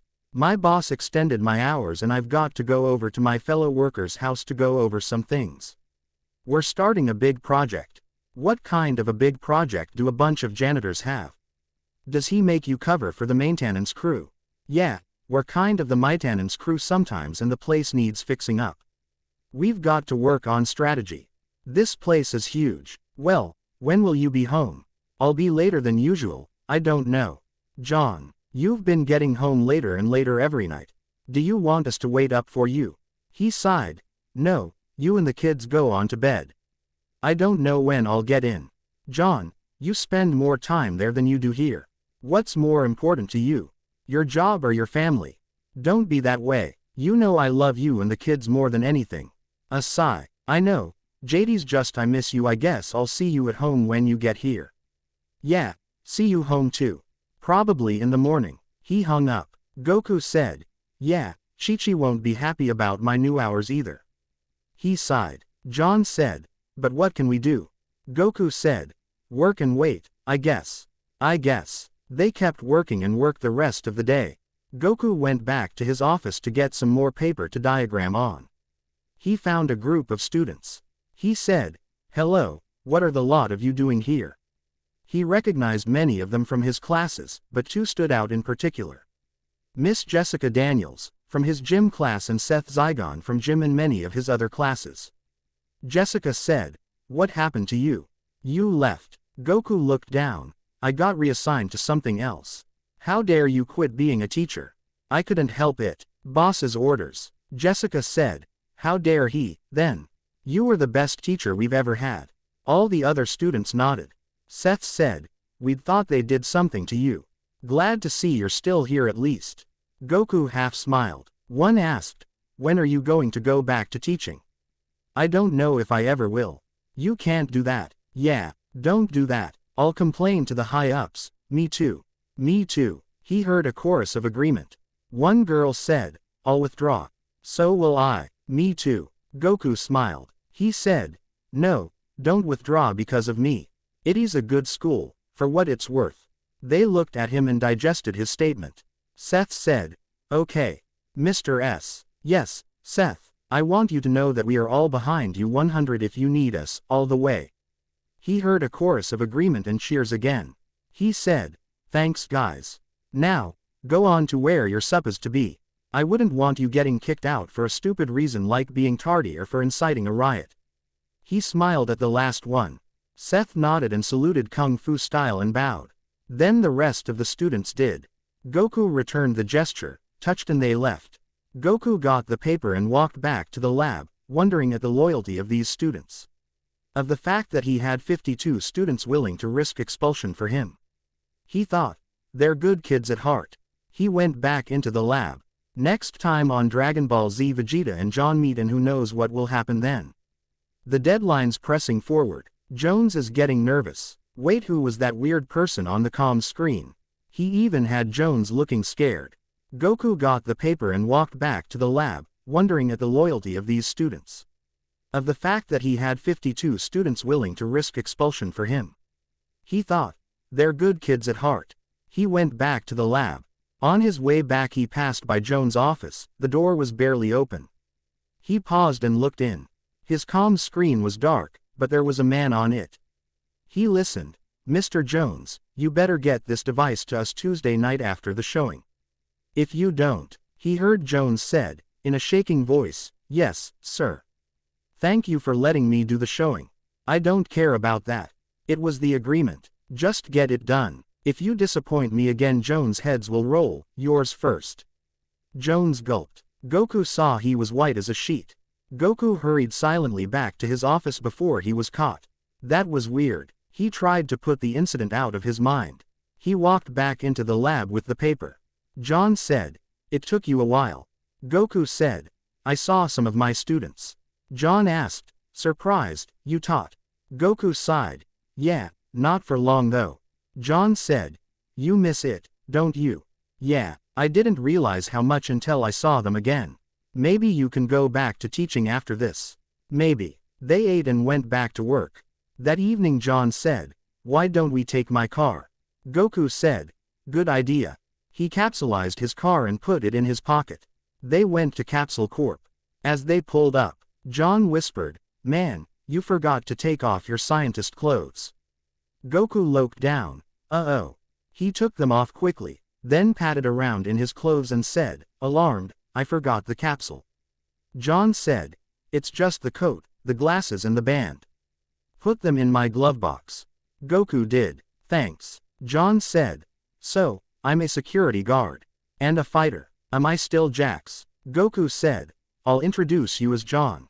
They got out. John said, okay. Are all your friends as powerful as you are? Goku answered, I'm the strongest, but we make up the most powerful people on the planet. I believe that. Goku said, I'll get us there the fast way. Hold on. John grabbed onto Goku's shoulder and they it'd. Bulma jumped. Then, seeing it was Goku, said, hi, Goku. Looking for Vegeta. Who's your friend? Goku jumped. Bulma wasn't supposed to be home. He grinned nervously and put his hand behind his head. Yeah, this is one of my friends from work. Vegeta wanted to meet him. Bulma looked at the man for a long minute. Vegeta wasn't interested in just anyone. There been specks of gold in the man's eyes. She didn't see them now. She must have been imagining things. She shook her head. He's where he always is. In the GR. They went outside. John let out a breath that he had been holding. He said, she makes me nervous. Why did she look at me like that? I don't know. Vegeta stepped out of his GR, wiping the sweat off his forehead with a towel. He said, Kakarot, hey Vegeta, I thought you said. Vegeta interrupted. They came home early from their trip. This is him. He looked him over closely. John felt a strong inclination to bow, so he did. Vegeta was surprised. He asked, do you know who I am? John answered hesitatingly, you are Vegeta Briefs. Vegeta said, and that would earn a bow. John shrugged, looking embarrassed. I get these feelings sometimes, like impulses, to do something. Vegeta murmured, at least partial ancestral memory. I thought that was a myth. He doesn't have access to it on the conscious level, though. He said aloud, fight me. John said, but, you heard me. Goku said, go easy on him, Vegeta. John stepped up to him nervously. Vegeta said, I'll start. He punched John and John was blown back a few feet. Vegeta yelled, weakling. Fight me. John cried, you're too fast. Adjust. John saw an almost fatal force punch being thrown at him. He just managed to dodge. He thought, this guy's serious. He dodged again. Vegeta yelled, I said fight. This isn't dodgeball. He thought, how to motivate a Baruyan. They weren't as arrogant as Saiyans, so insulting them wouldn't work as well, but all fighters were proud of their technique. He said, what was that? A punch. Were you trying to hit me or Kakarot? John frowned. Vegeta said, I'll even stand still. Surely you can touch me if I stand still and only use one arm. John frowned again. Vegeta stood still. When John found he still couldn't get a hit in, a small growl escaped his throat. Vegeta said, worthless. You're a lousy fighter. Hit me, loser. John's eyes flashed gold. I am not a loser. Vegeta thought. I pushed a button finally. He said, prove it. Hit me. The man went at him faster and faster. He had a glazed look in his eyes as he kept speeding up. Vegeta had gone Super Saiyan and he was having trouble blocking him. In an unexpected move, Vegeta got blown back and he crashed into a tree stunned. He had uprooted the tree. He then heard a sound like someone collapsing. He got up in a minute and shook his head, telekinesis. How'd he penetrate my mental barriers? It was John who had collapsed. Vegeta said, I thought Rager State was a myth too. Rage what? Rager State. It's also a Baruyan trait. When they get angry they can go into Rager State and triple their power. From what I understand, it can be controlled, but it takes practice. Until it is controlled, the Baruyan has no memory of what happened. Like going Uzaru. Yes, except they don't really transform. Goku thought, does Vegeta know everything? He asked, do you have a photographic memory? No, I have a perfect memory. I remember everything, but I don't have to see it. Okay. John was waking up. He asked, what happened? Goku said, you went into Rager State and passed out. John got up. So, that's what you call that. What happened? Goku said, you tripled in power and Vegeta had to turn Super Saiyan to fight you. Super Saiyan? Goku asked, with a smirk, do you want to see it? John asked, astonished, you can do it. I thought it was just a myth. Goku said, I can do it. He powered up. Super Saiyan, and again, and this is Super Saiyan 2. And a final time, and Super Saiyan 3. John stared. Cool. Goku powered down. John said, so, that's Super Saiyan. Wow. Goku grinned. Yep. Vegeta said, you need to train in Ki and to control your Rager State. John asked, how? I can't stay gone from home any longer than I already do. I have a family to take care of. Vegeta interrupted, I'll show you how tonight and you'll practice on your own. John nodded. Vegeta added, you should also master your extra sight, but I can't teach you that. John nodded again. Vegeta showed John. Goku heard Bulma call him. He thought, why does she want to talk to me? She said, I saw you guys fighting, so he's a fighter. Yeah, what's his name? John. What does Vegeta want with him? He thinks he has some potential. Bulma said, that's so. She paused. Did you see gold in his eyes? I thought. A woman came up and interrupted, Mrs. Briefs. She looked frightened. She handed a folded newspaper to Bulma. Yes, your paper. Bulma said. It came off the press a couple of hours ago. What took so long? Sorry ma'am. Well, let me see it. The woman gave her the paper and ran. Bulma looked at the headline. It read, New Technologies, Inc. will unveil an invention today that will rock the technological world. Her eyes widened and she read the article. New Technologies, Inc., the main competitor of Capsule Corp., has promised to unveil a product to auction starting at $20 million US. The president of the company, Dr. Jones, has promised that this new invention will revolutionize travel and transport. The president also boasts that his new invention will make capsules obsolete. He is quoted to have said, beat that, Mrs. Briefs. Bulma growled, the nerve. You bet I'll be there. She yelled for her assistant, Susan. She stormed off and Goku picked up the paper and looked at it. He said, uh-oh. Dr. Jones was Jones, and Goku had a feeling that the project mentioned was the one he was working on. Bulma really would kill me now. Now I definitely can't let her find out. Vegeta looked at Goku and asked, what's wrong Kakarot? Goku said, look at this, and handed him the paper. Vegeta read the article. He said, "This is what the two of you are working on." "Yeah, so, what are you going to do about it?" "I don't know. He'll expose us if we say anything and I'm worried of what else he would do now." "You need to get out of there." "I know. I'm going to make it a condition that we can leave after this." John said, "But I thought that." Goku said, "I do want to, John, but what can I do? I'm not worried about myself so much now as I am about my family." John looked down. "We're in deep. Real deep." Vegeta said, "Be sure not to show your faces at the unveiling. Be as far away from it as you can." They both nodded. Vegeta looked at John and said, "And you better train. Maybe next time you'll be more of an opponent and less of a punching bag." John half smiled. Then he said, "Uh-oh. What? How will I explain this to my wife?" He gestured at his torn clothes and cuts. Goku said, "Have a sensu." "A what?" "A sensu bean. It'll heal you." "Okay, what about my clothes?" Goku said, "You can have a set of mine. Shiki made copies of the company ones. Do you have any with you?" Goku said, "Yeah, the original stuff is home. I've been wearing copies since the second day." He threw John the capsule. John said, "Smart." "Yeah." John asked, Could I take a quick shower?" Vegeta said, "Upstairs." Goku said, "I'll show you." He IT'd him there. Afterward they both went back home. That night Goku tossed and turned. He woke up with a feeling of something horribly wrong and gasped, "Gohan." He felt out for his son's key. He had been there before he went to bed.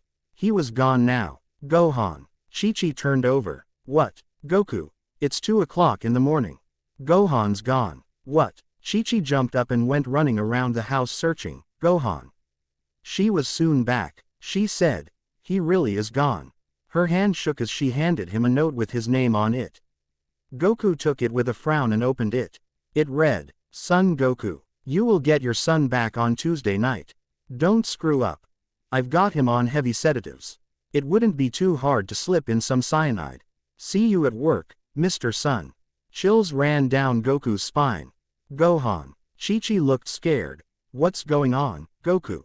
Goku said, "Long story, Kai. Tell me." Goku sighed. He had to tell her now that this had happened.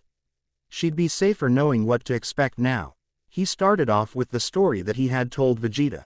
Chi-Chi interrupted, "You mean you're really a genius? You've lied to me all these years."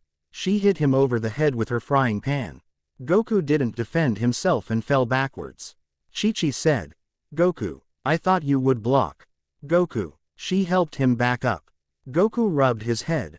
"I deserved that, but you see why I didn't tell you." Chi-Chi sighed. "I guess, but go on, tell me the rest." He told her the rest of the story and paused. I wouldn't have stayed there this long, but," he paused again, "it was nice. I could drop the act I've been putting on my whole life and challenge myself." He turned away with his fist clenched. "Do you know how many times I've wanted to help the boys with their homework, but I couldn't because I couldn't take the risk." "The risk of what, Goku?" "The risk of showing my intellect, of sharpening my ki, of scaring my family." Chi-Chi put her hand on his shoulder. "Oh Goku." He said, "I'm sorry, Kai. I'll get him back." She said, "I know, but I think this is more complicated than you realize."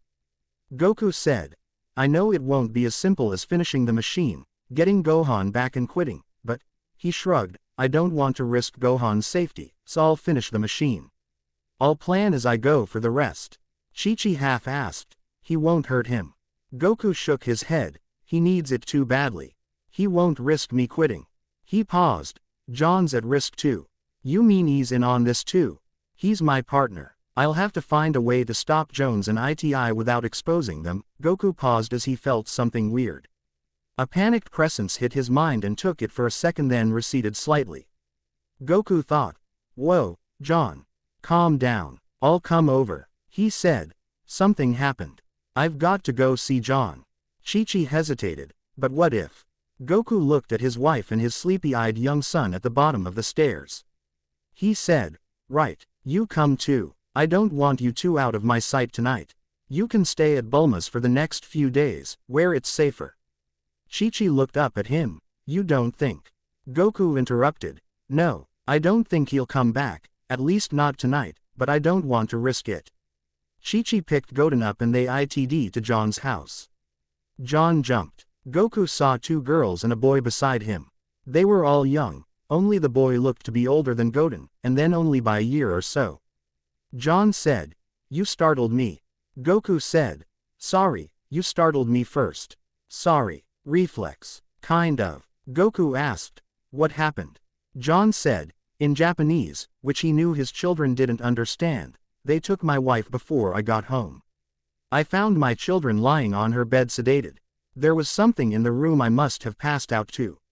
When I woke up they were still unconscious. They were so still, I thought," he switched to telepathy, "I thought they were dead. It scared me to death." Goku thought, "They're alive and they won't hurt her if we do what he wants. I hope not. God, I hope not. Daddy, Daddy." John refocused. He said, "Yes, Rosie. Where's Mama? I hope not. God, I hope not. Daddy, Daddy." John refocused. He said, "Yes, Rosie. Where's Mama?" John tried to smile at his daughter. He said, "She had to go away for a few days."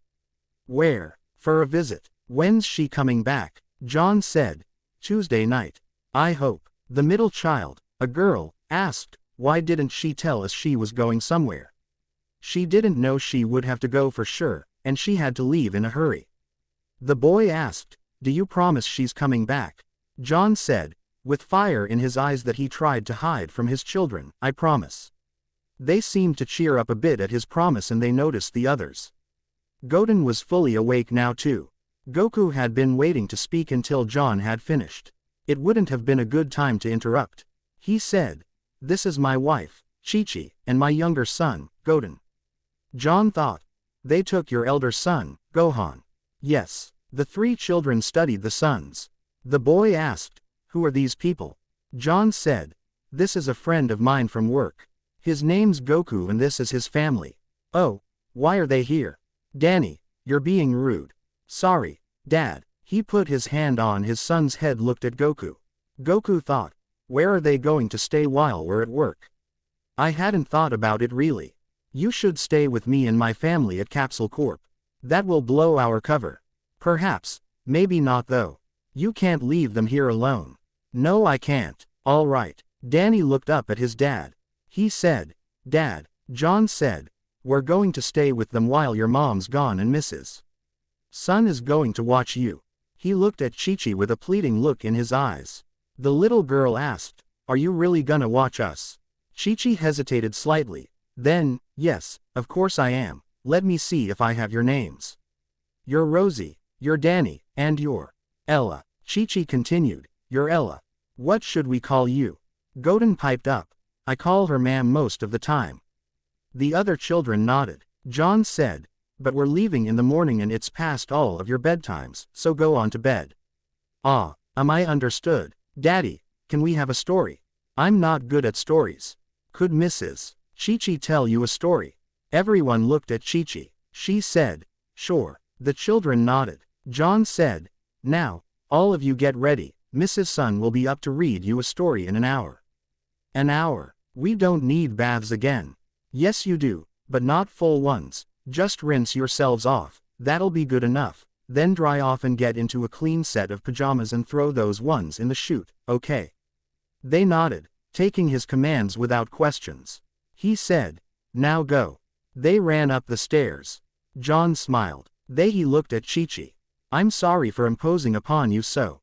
Chi-Chi said, "It's okay. I wouldn't want to scare the children either." "What are you two going to do?" John looked at her. "What do you mean?" Chi-Chi said, "It looked like you wanted to go train or something." He looked at her in surprise. Chi-Chi snorted. "I can tell when a man wants to go out and train." "Go ahead. I'll watch the kids, but keep alert, Goku, you know I can't sense ki except for yours." She turned and went upstairs to check on the children. John said, "I'm glad the kids can't sense ki either." Goku said, "You need to practice ki manipulation. You live out in the county, right?" John said, "That's right. You haven't seen the outside of the house, have you?" "Yeah, I live in the country." Goku said, "Let's go then." He opened the door. They walked out. There was a clearing, but they seem to be out in the middle of the woods. Good thing there's a full moon tonight so we can see. Goku thought. It's a good thing I can't transform anymore and Goten can't, not now anyway. John looked at Goku startled, like he had remembered something. Goku said, "Don't worry. I can't transform into the giant ape. I had my tail removed and Goten can't either." John looked relieved, but embarrassed. Goku said, "It's okay. Now show me." John said, "Okay. Watch." He powered up and said, "Test me." Goku sparred with him using energy attacks. After a few minutes, John managed to score a hit on Goku. Goku thought, "This is incredible." Vegeta was right. No wonder the Baruians were considered a threat. They pick up new techniques and grow stronger even faster than Saiyans. He said, "Great, you've improved a lot." John said, disappointed, "Yeah, but I just managed to hit you though." Goku laughed. "Do you know how hard just that is? Most people couldn't even do that, and I was going twice as fast as last time." John grinned. "Are you serious?" "Yeah." John grinned for another minute, then frowned. "Then work shall go much faster." Goku said, "Show me a close beam, carve something into that rock." John carved something. Goku laughed. "Crude, but I agree, you have good control." He paused. "But, don't worry, John. They'll be okay. He wouldn't hurt them." "How do you know?" Goku said. "He knows that if he hurt her I'd tear the place apart, literally." John saw a flash of rage in his friend's eyes before he controlled it. He said, "I believe you." They went back inside and Goku volunteered to stand guard during the night. In the morning the adults were up first. The children were up soon after, sensing the tension in the house. They were sent back to their rooms to get dressed and packed while the adults talked. Chi-Chi asked, "What will you tell Bulma?" Goku answered, "I haven't decided yet." Chi-Chi asked, "Why don't you just tell her?" He answered, "Because I think I have a better chance of pulling things off without complications if Bulma doesn't go barging in." "I don't think she would." Goku said, "You know how Bulma is. Please, Kai." She said, "Okay. I won't tell her. It's your decision." "Thanks. How are we going to get there?" Goku answered, "I was going to use instant transmission."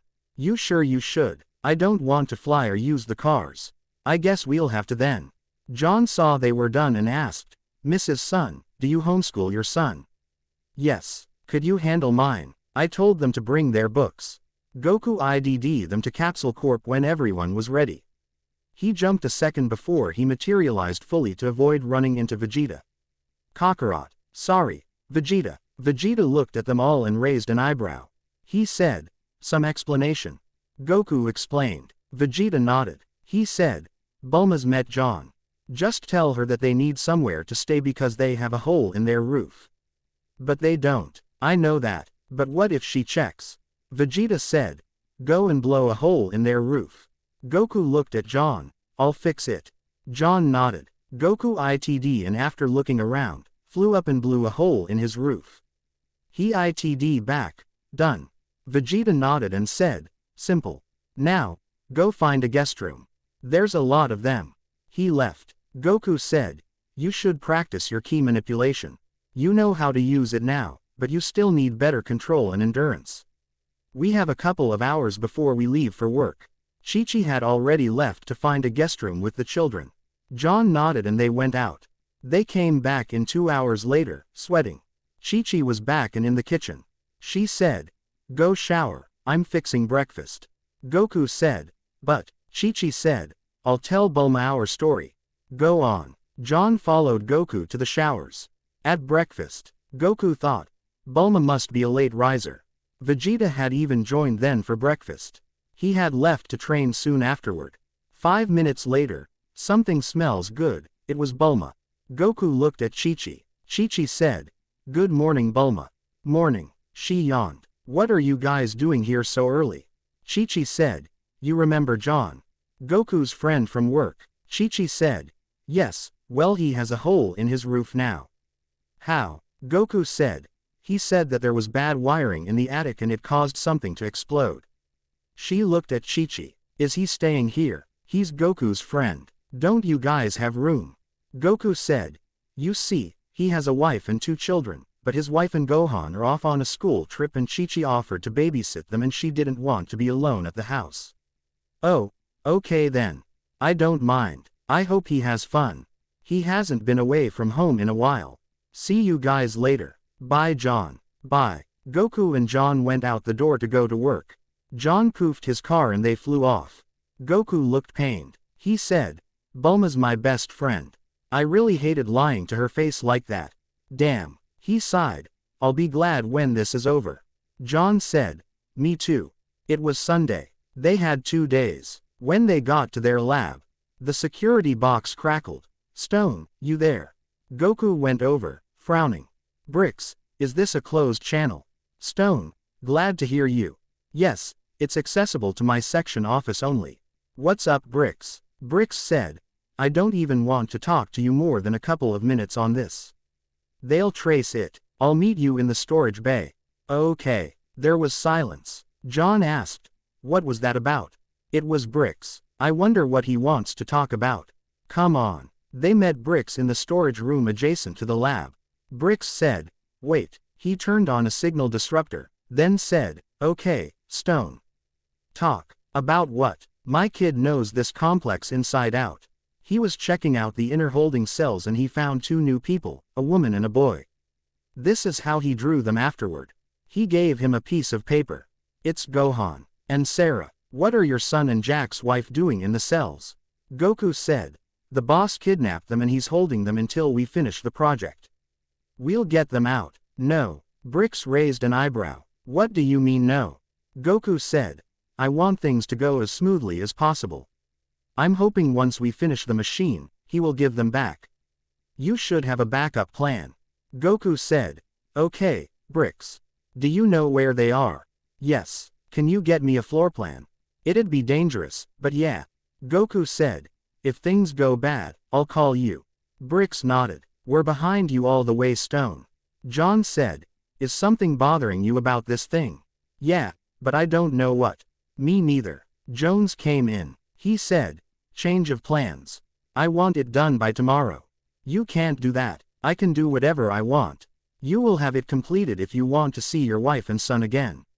But that isn't enough time. Just don't go home. I'll keep the lab open, but just this part. Get it done." "Can I call my wife and tell her I'm going to be late?" Goku asked. Jones threw him his cell phone. Goku thought, "They already know where I live anyway, but not that I know Bulma." He said, in second thought, "No thanks." He gave him the phone back. Jones said, "Suit yourself.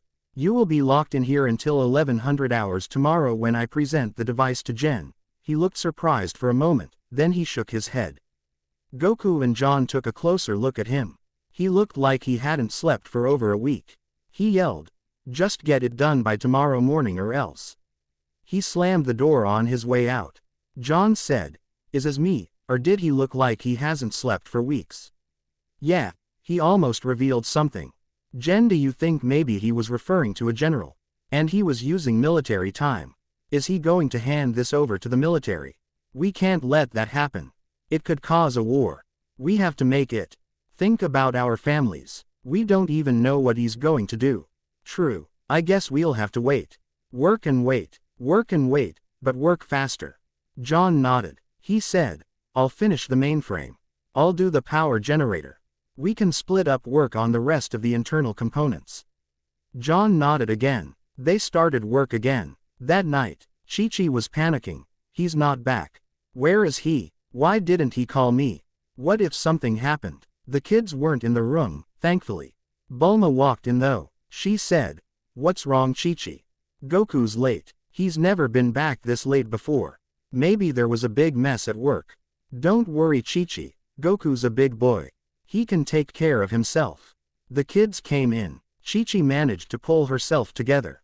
She said, "Time for bed, kids. What are you still doing up?" Goten said, "I'm not sleepy." "Where's Daddy?" John's children followed. "Where's Daddy?" Chi-Chi sniffed. "They're working late, kids, but it's your bedtime." "Ah, do we have to?" "Yes. Will you read us a story, Miss Chi-Chi ma'am?" "Sure." She followed them upstairs, but looked toward the inner city. "Goku, I hope you're okay, and Gohan, please be safe." It was 4 a.m. Goku and John's eyelids were drooping. They jerked awake. Goku said, "We can't fall asleep. We've got to finish." "Yeah, but Jones disabled the music player." "Yeah, that's right. Now, it should only take a few more hours to finish the inside." They picked up their tools. At 9 a.m. Goku jerked awake. He looked at the clock. "Damn, it's 9 o'clock. I fell asleep. We only have 2 hours." John jerked awake also. "What? We fell asleep. It's 9 o'clock. We've got less than 2 hours. Damn, we've got to work really fast." "Yeah, let's get to it now." They started work again, working as fast as they could. 2 hours later, done. Jones burst in. "Capsulize it now." Goku capsulized it. "Now, my son and John's wife." Jones walked out. They followed. They had to find out what was going on, where the invention was going to go.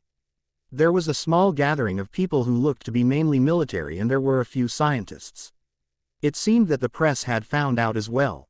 Jones said, "I wanted to bring this great invention to the world as soon as possible, so I decided to unveil it a day early, and as all of you know, my company offers its inventions for a reasonable price and you get the invention, but we keep the patent. The starting price is $20 million. Jones interrupted him in a low voice, "You are going to wait and pray this goes well. If your machine doesn't work, they die."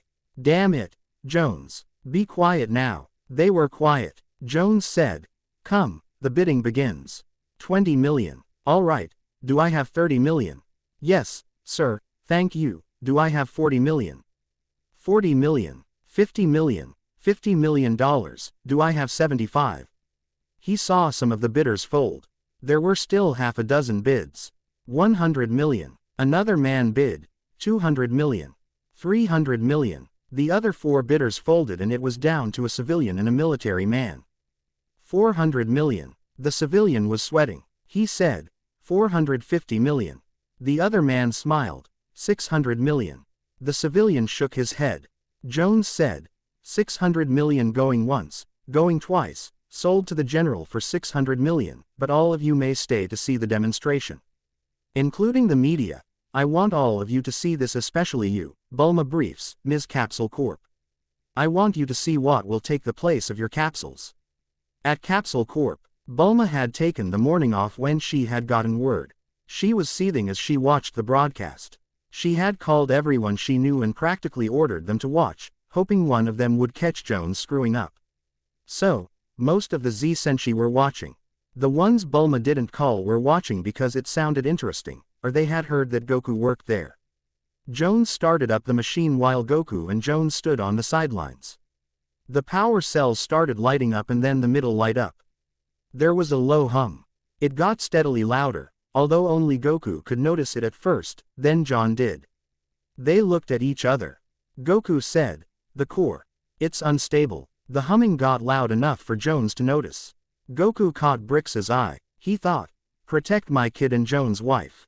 Things are about to get heavy." He saw Brix jump, then look at him. He nodded and Brix left. John said, "We don't have time to disguise ourselves or disable the cameras. If we don't do something soon, the core will explode and kill a lot of people." They looked at each other and nodded. They ran out on the stage. Goku yelled, "Get the panel off on your side." John said, at the same time. They took off the panel and the pulsing power source was revealed. Heat was being radiated off it. Goku said, "I'll get it, John." John said, "No, you've got to get it out of here. It's going to blow. You sure put it in here tight. You helped." They both worked on getting it out. They'd have to cut it out. On TVs everywhere, but especially the big screen at Capsule Corp. Bulma dropped her coffee. Goku. This was pretty much the reaction of everyone who knew him when they saw him and John taking the device apart and listening to them doing it. Back at ITI, Jones yelled, "What are you doing? The core's unstable, it's going to explode. You made me lose over $500 million, I'll not only take out your families, all." John said, "Shut up, you idiot, do you want this facility along with everyone in it to explode?" The humming was so loud it was giving Goku a headache. Then it stopped and started glowing brightly. "Damn it, run Goku." Goku got it and teleported into space. Everyone went to the window and saw a bright explosion. John, followed by the media, ran outside. No sign of Goku. Goku. Styx was beside him. Bricks found your wife and son's kid. He's got him. John said, it's time to take this place apart.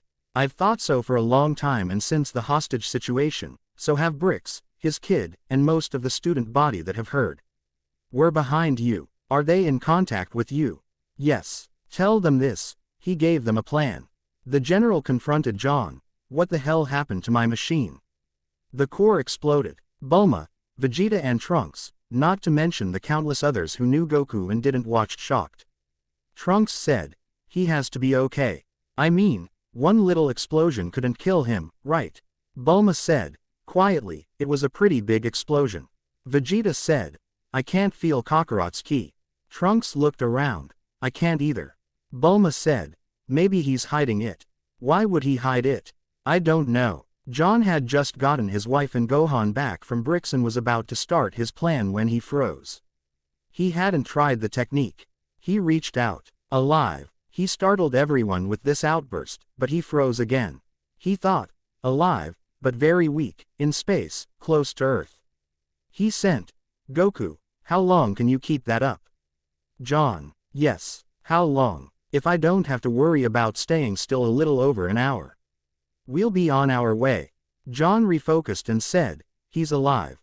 Are the cameras still rolling? Yes. John went over to a camera and yelled, Goku's alive, but he still needs saving.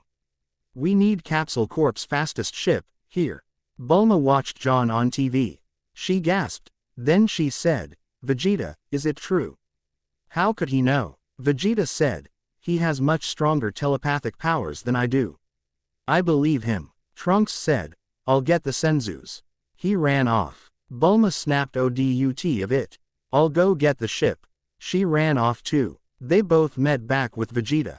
Vegeta then scooped Bulma up and he and Trunks took off as fast as they could. 2 minutes later they were there. It would have been less than a minute, but Vegeta had to break through some things to get in. Bricks asked, what about the plan? John said, we'll have to throw out the old one. Now that Goku's alive, we'll have to do things differently. Go tell the press to stand by and get everyone together away from the press. Bricks nodded. John turned to Bulma. He's drifting, but he's pretty close to Earth. He gave her the coordinates. Come, you can take off at the testing field. He took off and they followed. Bulma asked, are you coming? John shook his head. I can't. I have to take care of things down here. Contact me if you need me. He looked at Vegeta, who nodded. Bulma poofed the capsule and they got in and took off. John ran back in to put everything into motion. They were soon outside Earth's atmosphere. Bulma told the ship to scan for infrared. There was a small blip. They followed it, hopeful, but it was just a piece of debris from the machine.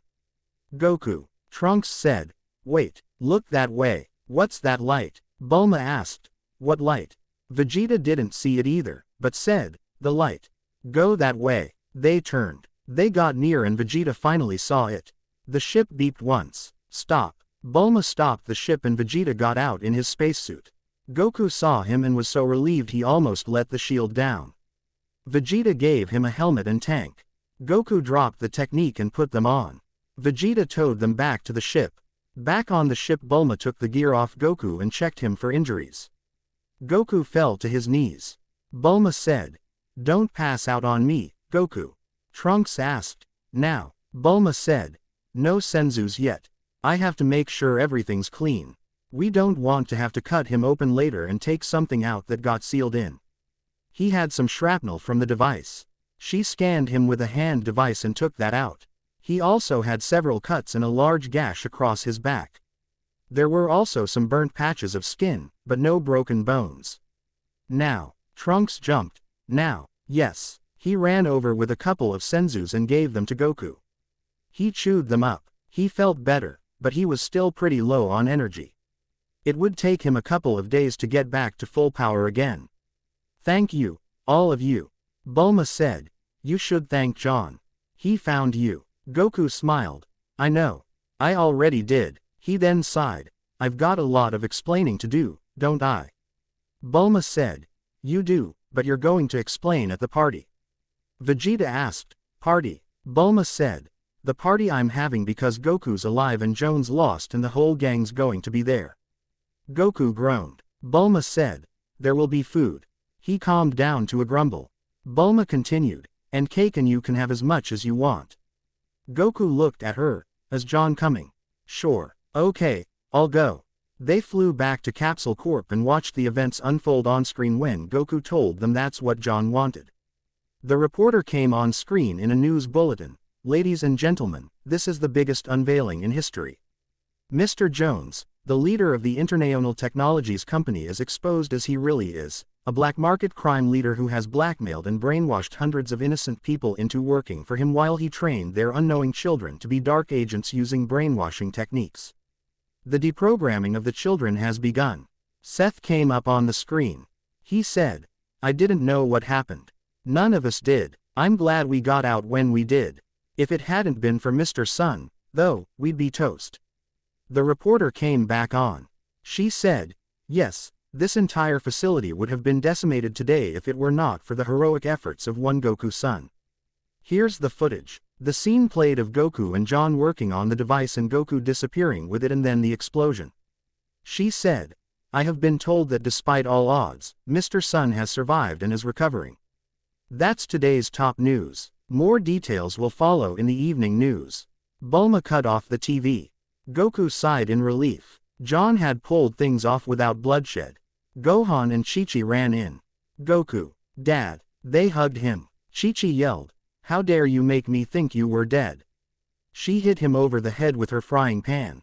He cried, Ow Kai, I didn't do it on purpose. Gohan laughed. Mom, you don't want to kill him again, do you? Chi-Chi hugged him. I'm so glad you're safe. Vegeta thought. Schizophrenic harpy. The others arrived one after one and were soon all there. Goku was then allowed to go ahead and eat, which he did with enthusiasm. Afterward, Piccolo said, I thought you couldn't be as ignorant as you acted. Krillin said, yeah. Bulma said, you didn't know. None of the rest of us did. Krillin said, yeah, you had me fooled. He laughed. Bulma said, now, the moment I've been waiting for. Goku gulped and looked nervous.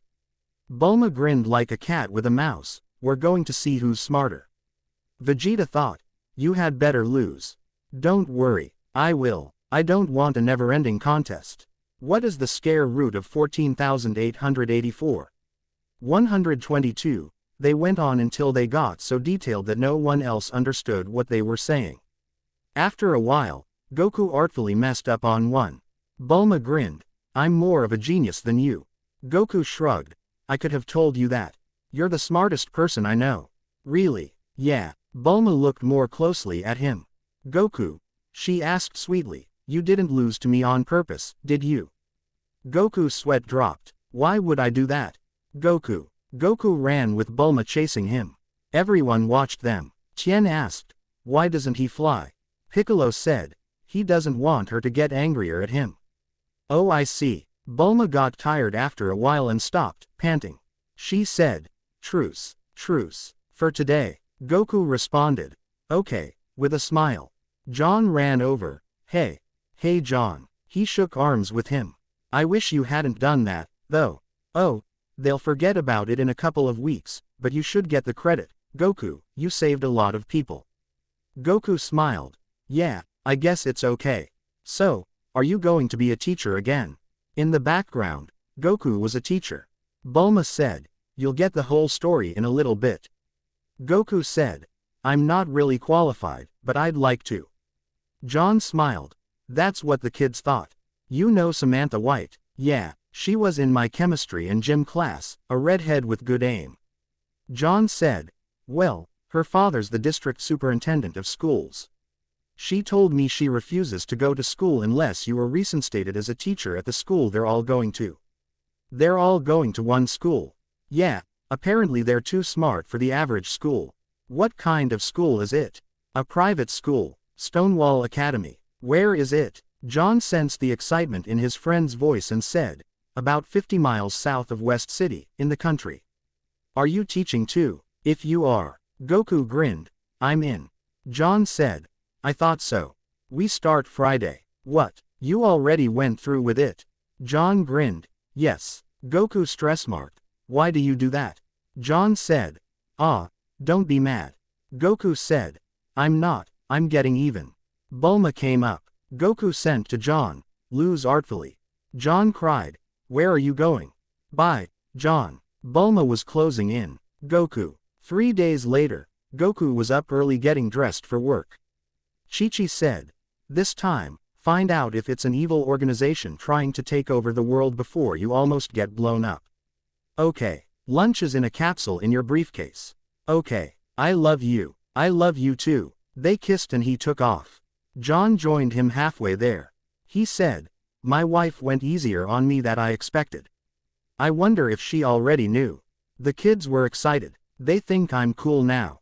He smiled. Goku said, I don't think things will ever be the same, John. John said, no, but I like the changes. Me too. They flew to the academy where their students were waiting. The end. Thanks for watching.